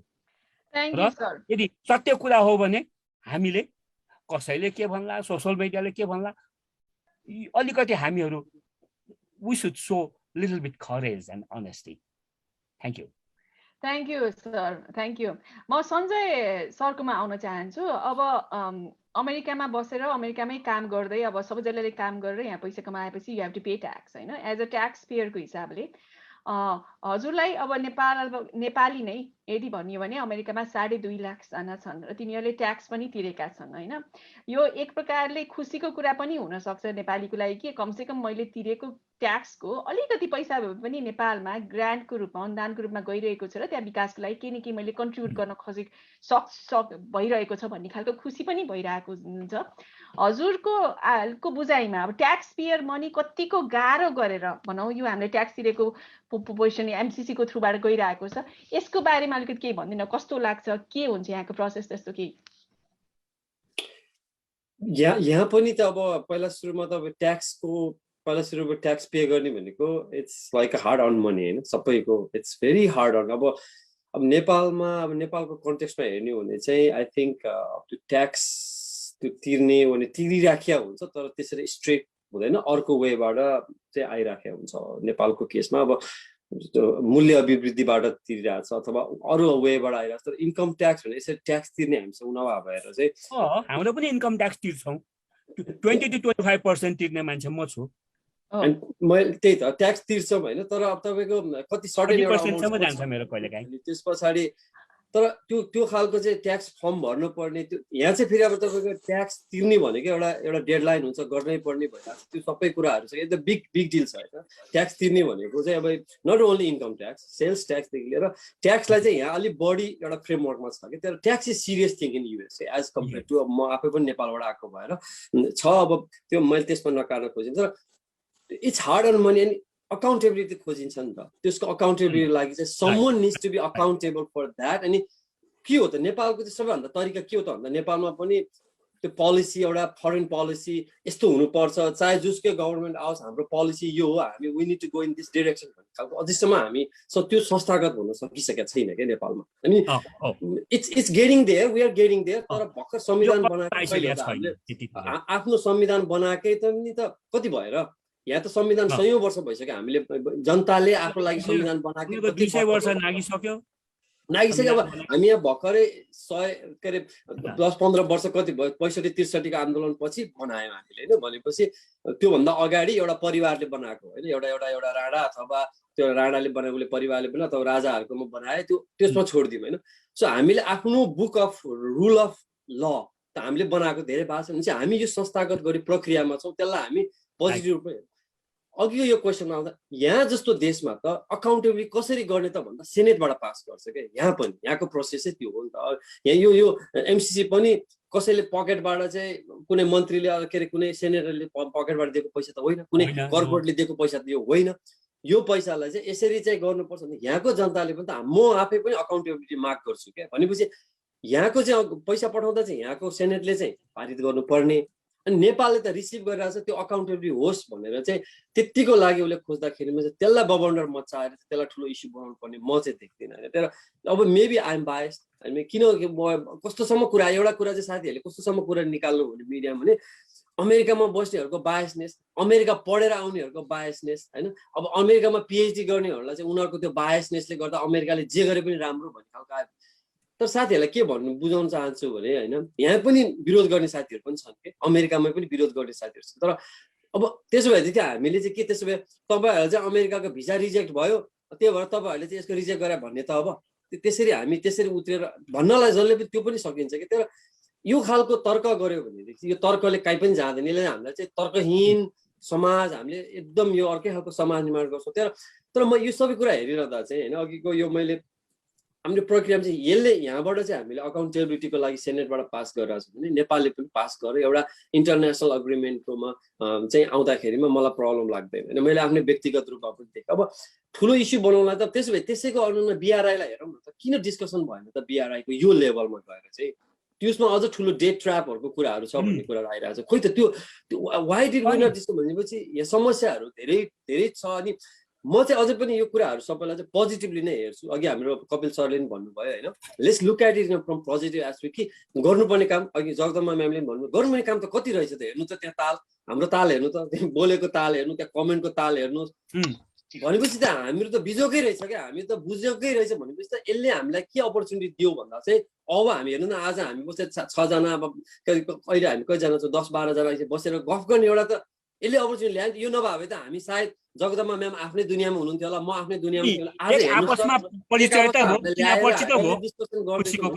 यो त धेरै राम्रो कुरा हो भने चाहिँ MCC पास होस् फेल होस् ठिक छ, त्यो आफ्नो तपस्या कुरा हो, ती आउँछन् जान्छन्। किनभने एमसीसी भनेको यो धेरै यो हाम्रो समाजको विकासमा देशको विकासमा 1000 वर्ष अगाडि पनि हामी थियौँ 1000 वर्षपछि पनि हामी रहन्छौँ एमसीसी बिचमा आउँछ बिचमा जान्छ मेबी यसले पोजिटिभ इम्प्याक्ट ल्याउला नेगेटिभ ल्याउला त्यो पनि आफ्नो ठाउँ तर हेर्नुस् त आज यसले ल्याएर यसले क्रिएट गरिदियो उहाँहरूले त्यो नेगेटिभ काम गरिदिँदाखेरिमा उहाँहरूलाई के थाहा छैन भने उहाँहरूले चाहिँ हामीलाई हेल्प गरिरहनु भएको छ कि हामी जस्तो चाहिँ सकारात्मक सोच बस्ने मान्छेहरूलाई चाहिँ एक ठाउँमा ल्याइदिइरहनु भएको छ त्यहाँ उहाँहरूलाई कृतज्ञता व्यक्त गरौँ धन्यवाद भन्छु थ्याङ्क यू सो मच म चाहिँ त्यसरी हेर्न चाहन्छु उहाँहरू त गुरु नै हुनुभयो नि म त यो नेगेटिभ भन्ने अथवा कमेन्ट गर्ने हुन्छ नि कसैले त्यस्तो टाइम दिएर सोचेर मलाई तैँले यो सुधार पर्नुपर्छ है भनेर कसैले भनेको भने त उहाँ त हाम्रो लागि गुरु हामीलाई सुधार गर्ने मौका दिनुहुन्छ अब यही कुरामा म एउटा कुरा नि अमेरिकाले नेपाललाई एमसीसी दान दया दक्षिणाको भरमा दिएको छैन नेपालका जुन छ नि सर्टन पोजिटिभ इन्डिकेटर्सहरू democracy human rights rule of law good governance को यसको एलिजिबिलिटीको आधारमा Nepal could be very good country for MCC project भनेर यसरी रिकग्नाइज गर्नु नेपालको लागि चाहिँ एउटा ठुलो राष्ट्रिय एउटा भनौँ प्रतिष्ठाको विषय हो नि होइन उनीहरूले जो पायो त्यो टम डिक एन्ड हाइडलाई दिएको छैन र उनीहरूले जुन कन्ट्रीमा जस्तो मिलिट्री कु भएको छ विथड्र गरिदिएको छ यसले के देखाउँछ भने नेपालका नेताहरूलाई पनि खबरदार भोलि तिमीहरूले democracy human rights rule of ल जुन ट्रान्सपारेन्सी र एकाउन्टेबिलिटी र गुड गभर्नेन्सलाई गडबड गर्ला भनेर एक किसिमको एउटा खबरदारी पनि हो हेर्नुहोस् है र यसैले मैले त यसलाई अब हामी त अब डेमोक्रेसी र ह्युमन राइट्सको लागि बोल्ने मानिसहरू अघि अब संसारभरि नै बोल्छौँ कोही खुसी होलान् कोही दुखी होलान् कोही रिसा होलान् this is their business Kapil sir म एउटा कुरा के एड गर्छु भने अब 20 वर्ष अगाडिको अमेरिका र 20 वर्षपछिको अमेरिकामा नि त फरक छ नि पहिला अमेरिकाको र अहिले डाइभर्सिटी हेर्नु न हाम्रो नेपाली ओरिजिनकै कतिजना साथीहरू धेरै ठुलो लेभलमा पनि त पुग्नु भएको छ हो त्यसले गर्दाखेरि त्यो गौरवको कुरा हो र डाइभर्सिटीलाई कति अब उप प्रधानमन्त्रीदेखि उप राष्ट्रपतिदेखि लिएर राष्ट्रपति नै विभिन्न यो एउटा जुन इमेज थियो 20औं वर्ष अगाडिको र अहिलेको इट्स टोटली डिफरेन्ट सो हजुरलाई चाहिँ कस्तो लाग्छ बाहिरबाट हेर्दाखेरि के त्यसले के फरक पार्ला र एउटा इमेज छ नि त्यसको आधारमा यो अमेरिका नराम्रै हो यसले सबैलाई यता र उता गर्छ भन्ने खालको त्यसमा के भन्नुहुन्छ हैन हैन यो कस्तो भने अब अमेरिकाका आफ्नै कमजोरीहरू छन् त्यसमा हामी नजाउँ तर अमेरिकाले नेपालमा 7 सालदेखि नै र त्योभन्दा मैले 7 साल अगाडि 1948 देखि नै कुनै न कुनै सहयोग ठुलै एउटा सहयोग गरेर आएको मुलुक हो त्यसका कम हैन पर्फेक्ट कसैको पनि हुँदैन तर सबै कुरामा हामीले एउटा पूर्वाग्रह बोकेर यो हाम्रा मित्रताहरू कसैको सहयोगलाई हेर्न हुँदैन जुन एउटा साथीले भनेको मलाई एउटा के चित्त बुझ्यो भने यो जुन यो अमेरिकन यो जुन एसिस्टेन्स अहिले आयो भने यसले एउटा नेपालको बारेमा एउटा के इम्प्रेसन छ भने नेपाल चाहिँ यो लगानी योग्य मुलुक होइन यहाँको ट्रान्सप्यारेन्सीदेखि इन्स्टिट्युसनदेखि रुल अफ ल भरपर्दो छैन भन्ने जुन एउटा इम्प्रेसन छ जुन एउटा वर्ल्ड इकोनोमिक फोरम होस् चाहे यिनीहरूको युनिडोको इन्डेक्समा नेपाल धेरै तल छ तर यसले एउटा मेसेज जान्छ कि लगानीकर्ताहरूमा नेपालमा त हुँदो रहेछ नि काम र नेपालीले पनि यो एउटा गर्यौँ भने त हामी कहाँ अझ आउँदो रहेछ नि भनेर चीन पनि अहिले माथि उठेको उनीहरूको पैसा र उनीहरूको विकासले मात्रै होइन नि वैदेशिक लगानीको कारणबाट अहिले जुन डेङ जाओपिङको बेलादेखि ओपननेस आयो त्यसबाट माथि उठेको हो नि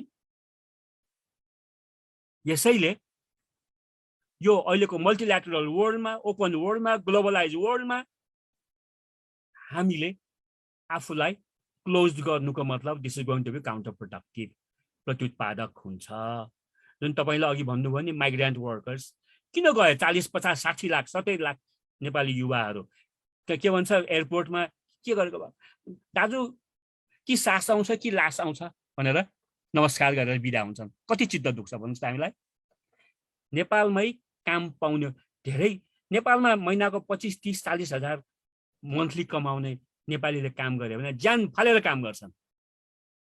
त्यही भएर हामीले हाम्रो मुलुकलाई नै आफ्नै प्रयासले विकास गर्ने, रोजगारी दिने वातावरण बनाउन सक्यौँ भने योभन्दा ठुलो केही पनि छैन। र एमसीसीले सबै समस्या समाधान गर्दैन, तर let us give it a fair chance. त्यही हो मेरो। Thank you sir, thank you. Gopendra sir, हजुरको केही क्वेसन थियो र हजुर अघि माइक अनम्युट गर्नुभएको थियो। हजुर सर। थ्याङ्क यू है डाक्टर साहब। This is my first time म चाहिँ हजुरहरूको यो डिस्कसनमा भाग लिइरहेको छु, but I am very much interested in this topic. I am in the process of studying to हाम्रो compact जुन छ नि, I have been studying those things. Sayad sometime in the future I will have definitely some questions. एउटा दुईटा question हजुर मेरो जुन थियो त्यो चाहिँ I got the answers about that immunity को चाहिँ I also noted that हैन, त्यो ठुलो प्याराग्राफै छ त्यो immunity को। अरु क्वेसनहरु पनि छन्। मैले त्यो सर्च गर्दाखेरि हाम्रो कम्प्याक्टमा I saw so many references to India as a phrase, and I looked in each of those, तर कुनै पनि objectionable जस्तो चाहिँ मलाई चाहिँ लागेन हैन पढ्दाखेरि। All of those are correct in the context मै युज गरिएको छ, mostly export import of the electricity point of view गरिएको छ, so I think that's good. But there might be some other questions. मलाई अलिकति टाइम हजुरहरु दिनु पर्यो, र I will reread again, and of course in next time I will have some questions for you. Thank you, Dr. Back to you. Thank you, Govendra sir. हाम्रो यो इनेप्लेजमा every Saturday शनिबार अमेरिकाको चाहिँ बिहान 9 बजे, नेपालको बेलुका 7 बजे यो प्रोग्राम प्रसारण हुने गर्छ, लाइभ डिस्कसन। अनि आज आउनु भएको साथीहरू हजुरहरूलाई फेरि पनि आउनको लागि स्वागत छ। र अन्तमा केही थप्ने कुराहरू केही छ भने म गौली सरलाई एउटा दुई चारवटा क्वेसन सोधिहाल्छु। नेपालमा अहिले भएको कन्फ्युजनहरूमा मिलिटरी आएर जे पाए त्यही गर्छ भन्ने एउटा अबभ द ल, कानुन भन्दा माथि हुन्छ अमेरिका भन्ने एउटा भ्रमहरू छ, एउटा कन्फ्युजन। अनि एउटा खानी खनेर लैजान्छ नेपालको इन्टेलेक्चुअल प्रपर्टी जति सबै लैजान्छ भन्ने कुराहरू पनि आइरहेको छ। यो यसको बारेमा थोरै हामीसँग 3 मिनेट छ, हजुरले 3 मिनेटमा सक्दिएपछि अनि हामीले आजको प्रोग्राम एन्ड गर्नेछौँ। सर हजुरको पालो। हजुरको म्युट छ सर। हजुर डाक्टर साहब धन्यवाद छ, साह्रै महत्त्वपूर्ण प्रश्न सोधिदिनु भयो। मलाई त हाम्रो कपिल सरको सञ्जय सरको कुराहरू चाहिँ नि अत्यन्तै मन पर्यो है। उहाँहरूले भन्नुभयो नि वास्तवमा यो चाहिँ डेमोक्रेटिक प्रोसेस हो भनेर। हामी डेमोक्रेटिक कन्ट्रीको रेकग्निसन हो यो हैन। डेमोक्रेटिक कन्ट्री भएको हुनाले नै यदि यो पोलिटिसियनको प्रोजेक्ट हुन्थ्यो भने त पोलिटिसियन्सहरूले पैसा ल्याएर के गरिसक्थे, हामी जनतालाई थाहै हुन्थेन। त हामी नेपालको मालिक भनेको नेपाली जनता हो, किनभने हामी एउटा रिपब्लिक हो। त्यो हाम्रो लोकतन्त्रको, हाम्रो सार्वभौम सत्ताको, हामी स्वतन्त्रताको मालिक हामी हो। र त हाम्रो 3 करोड नेपाली जनताको प्रतिनिधिहरूको बीचमा ल्याएर तपाईहरुले यो प्रोजेक्ट अन गर्नुहुन्छ कि हुँदैन भनेर अमेरिकाले सोधेको। हेर्नुस् है, त हाउ डेमोक्रेसी वर्क्स भनेको यसैको एक्जाम्पल हो। This should be a celebration in Nepal कि एभ्री नेपालीले I feel recognized, I feel respected भन्नु पर्थ्यो। किनभने थुप्रै देशहरुमा अहिले यस्तो भइराखेको छ कि पोलिटिशियन्सहरुको प्रोजेक्टमा के हुन्छ भने पोलिटिशियन्सहरुले यो दाता राष्ट्रहरुसँग चाहिँ नि गलत किसिमको प्रभावमा परेर पारिएर गिफ्ट लिएर 100 वर्षका लामा चाहिँ नि चर्का ब्याज दरमा ऋण लिदिन्छ अनि जनतालाई सोध्दैन। अनि त्यसले गर्दा के हुन्छ भने त्यो लिनेलाई फाइदा, सही गर्नेलाई फाइदा हुन्छ, ऋण तिर्ने को पर्यो त जनताको टाउकोमा बाँडियो। त्यसकारण यो त्यस्तो प्रोसेस होइन, यो एमसीसी भनेको मोस्ट डेमोक्रेटिक प्रोसेस हो। त्यसकारणले हामीले के बुझ्नुपर्छ भने अघि हाम्रो गेस्टले पनि भन्नुभएको थियो कि बाइल्याटरल रिलेसनशिपमा आइराखेको अनुदानको कुरामा चाहिँ नि ownership is very very important भनेर जो भन्नुभयो नि, त्यसकारणले ओनरशिप इज द एसेन्स भनेको मेरो दिमागमा अहिले पनि गुन्जिरहेछ के। त्यसकारण जब नेपाली जनताले यसलाई ओन गर्दैनन् भने हामी पैसै दिन्नौँ भनेर रोकिदियो नि त अमेरिकाले पनि। अब हामी लगभग फिर्ता जाँदैछ, यो सायद भियतनाम जान्छ कि ट्युनिसिया जान्छ भन्नेमा चाहिँ हाम्रो अनुमान छ। त्यसकारणले जहाँको जनताले ओन गर्ने प्रोजेक्ट छ त्यसमा मात्रै खर्च हुने कार्यक्रम भएको हुनाले यो कार्यक्रम भनेको हाम्रो डेमोक्रेसी र सुशासन र ह्युमन राइट्स भन्नु पनि हाम्रो ह्युमन राइट्सको चाहिँ नि अभियन्ता हाम्रो कपिल सरले, मानवाधिकारवादी मान्छेले हाम्रो मानवाधिकारमा चाहिँ नि हाम्रो महिलाले पनि बोल्न पाउने, विरोध पनि गर्न पाउने, सोध्न पनि पाउने, शङ्का पनि गर्न पाउने त्यस्तो चाहिँ नि हाम्रो अधिकारहरूलाई हामीले सुनिश्चित गरेको हुनाले हामी योग्य भएको हो। तपाईको चाहिँ नि सिरियाले त्यो पैसा माग्यो भने पाउँदैन, किनभने सिरियाको बसर अल असद भन्ने मान्छेले पैसा पायो भने त्यसलाई 500 मिलियन होइन $500 मात्रै दियो भने पनि उसले रासायनिक हतियार किनेर आफ्नै जनतालाई हानिदिन्छ, गोली किनेर आफ्नै जनतालाई पड्काइदिन्छ। त्यसकारण त्यस्तो ठाउँमा यो पैसा जाँदै जान्न, किनभने उसको इन्डिकेटर नै पुरा हुन्न। तर त्यस्ता अनडेमोक्रेटिक प्रोसेसहरूबाट हामी अगाडि आएर हामी त अहिले डेमोक्रेटिक सार्वभौम कानुनी राज्य बन्यौँ। त्यही भएर हाम्रो कानुनको सम्मान, हाम्रो सार्वभौम सत्ताको सम्मान र हाम्रो फ्रिडमको रेकग्निसनको रूपमा हामीले पाएको यो गिफ्ट हो। त्यो पिपल टु पिपल हो। Again it is not about politicians. पोलिटिसियन्सले त सही गरिसके त, यसमा प्रचण्डले पनि सही गर्नुभएको छ, बाबुरामले पनि सही गर्नुभएको छ, केपी ओलीले पनि सही गरेर अगाडि बढाउनु भएको हो हैन। अब ती सबै जति पनि अहिलेसम्म 5-7 वटा सरकारहरू आए सबैले यसमा सिग्नेचर गरिसके, तर किन पैसा आएन? Because this project should be owned by the sovereign Nepali people and the only way to demonstrate that is parliamentary ratification. तपाईको चाहिँ यो जति पनि कुराहरू आइरहेका छन् यो भ्रमका कुरा, तपाईको दफा 6.8 मा यस्तो लेखेको छ भने यस्तो दफा 6.8 मा दफा 6.8 भनेको मङ्गोलियामा पनि उही हो, घानामा पनि उही हो, सिएरालियोनमा पनि उही हो, फिलिपिन्समा पनि उही हो, इन्डोनेसियामा पनि त्यही हो। जति 49 देशमा गएको छ सबैले त्यही दफा 6.8 लाई चाहिँ नि ठिक हो भनेर पार्लियामेन्टबाट राटिफाई गरे। बरु कहीँ पार्लियामेन्टमा चाहिँ विवाद नभएको होइन। पार्लियामेन्टमा विवाद कस्तो भयो भने यो दफा 6.8 मा के लेखेको छ भन्ने कुरामा विवाद भएन कि। मैले सुनेको चाहिँ नि साथीहरूसँग कुरा गर्दाखेरि म तपाईलाई अनुरोध गर्न चाहन्छु, म स्टार स्कलर्स नेटवर्कको तर्फबाट मेरो ग्लोबल नेटवर्क छ, साथीहरू सबै देशहरूमा लगभग हुनुहुन्छ। उहाँहरूलाई सोद्धाखेरि उहाँले के भन्नुभयो भने मैले तिमीलाई सोधेँ तपाईहरुको पार्लियामेन्टमा आउँदाखेरि छलफल भयो कि त्यतिकै चाहिँ आँखा चिम्लेर पास गरे कि के गरे त भन्दाखेरि धेरै जस्तोले के भन्नुभयो भने छलफल भयो, द कन्ट्री वाज डिभाइडेड। तर country was divided because half of the people were unhappy. उनीहरू खुसी थिएनन् किनभने उनीहरूको आफ्नो एरियातिर त्यो डेभलपमेन्टको प्रोजेक्ट परेन भनेर। हाम्रोतिर किन परेन, यतातिर मात्रै पर्यो भनेर त्यताको चाहिँ मान्छेहरू रिसाए। तर पछि चाहिँ समझदारी उनीहरूको के भएको रहेछ भने यो एमसीसी को पहिलो प्रोजेक्ट लिनुभयो भने दोस्रो प्रोजेक्ट माग्न पाइन्छ। त्यो भएर तपाईहरु चाहिँ अहिले नातिनुस् भनेपछि घानाका मान्छेहरूले पहिलो प्रोजेक्ट पुरा गरेर दोस्रो अर्को एरियामा गयो। मङ्गोलियामा पनि त्यस्तै भएको रहेछ। तपाईको चाहिँ उलान बटोरबाट नर्थतिर चाहिँ जाने बाटोमा मात्रै गर्ने, साउथतिर जानेमा किन नगर्ने, उता रसियातिर मात्रै भयो, चाइनातिर भएन भनेर मान्छे त्यताका मान्छे रिसाए। तर त्यहाँ पनि दोस्रो लिइसक्यो। इन्डोनेसियामा पनि पहिलो सकाएर दोस्रो लिइसक्यो। त्यसकारण हामीले पहिलोमा नै हामी बिचकियौं।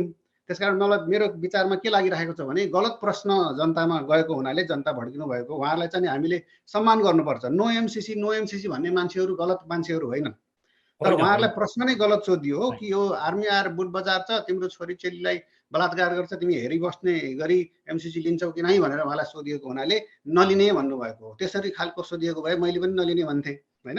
तर यो कुरा चाहिँ नि यो भ्रममा आधारित छ, तथ्यमा आधारित छैन। हामीले आँखाले देखेकै मान्छेले फिमेलले नै आएर भन्नुभयो नि त हैन।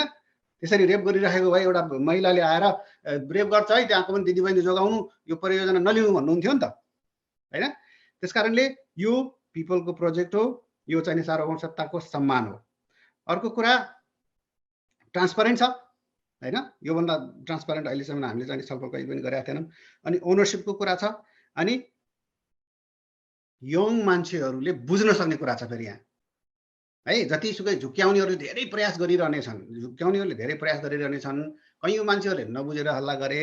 तर बुद्धको चेत भएका, एउटा बुद्धको देशमा जन्मेका यङ मान्छेहरू अफवाहमा नभड्किनु होला।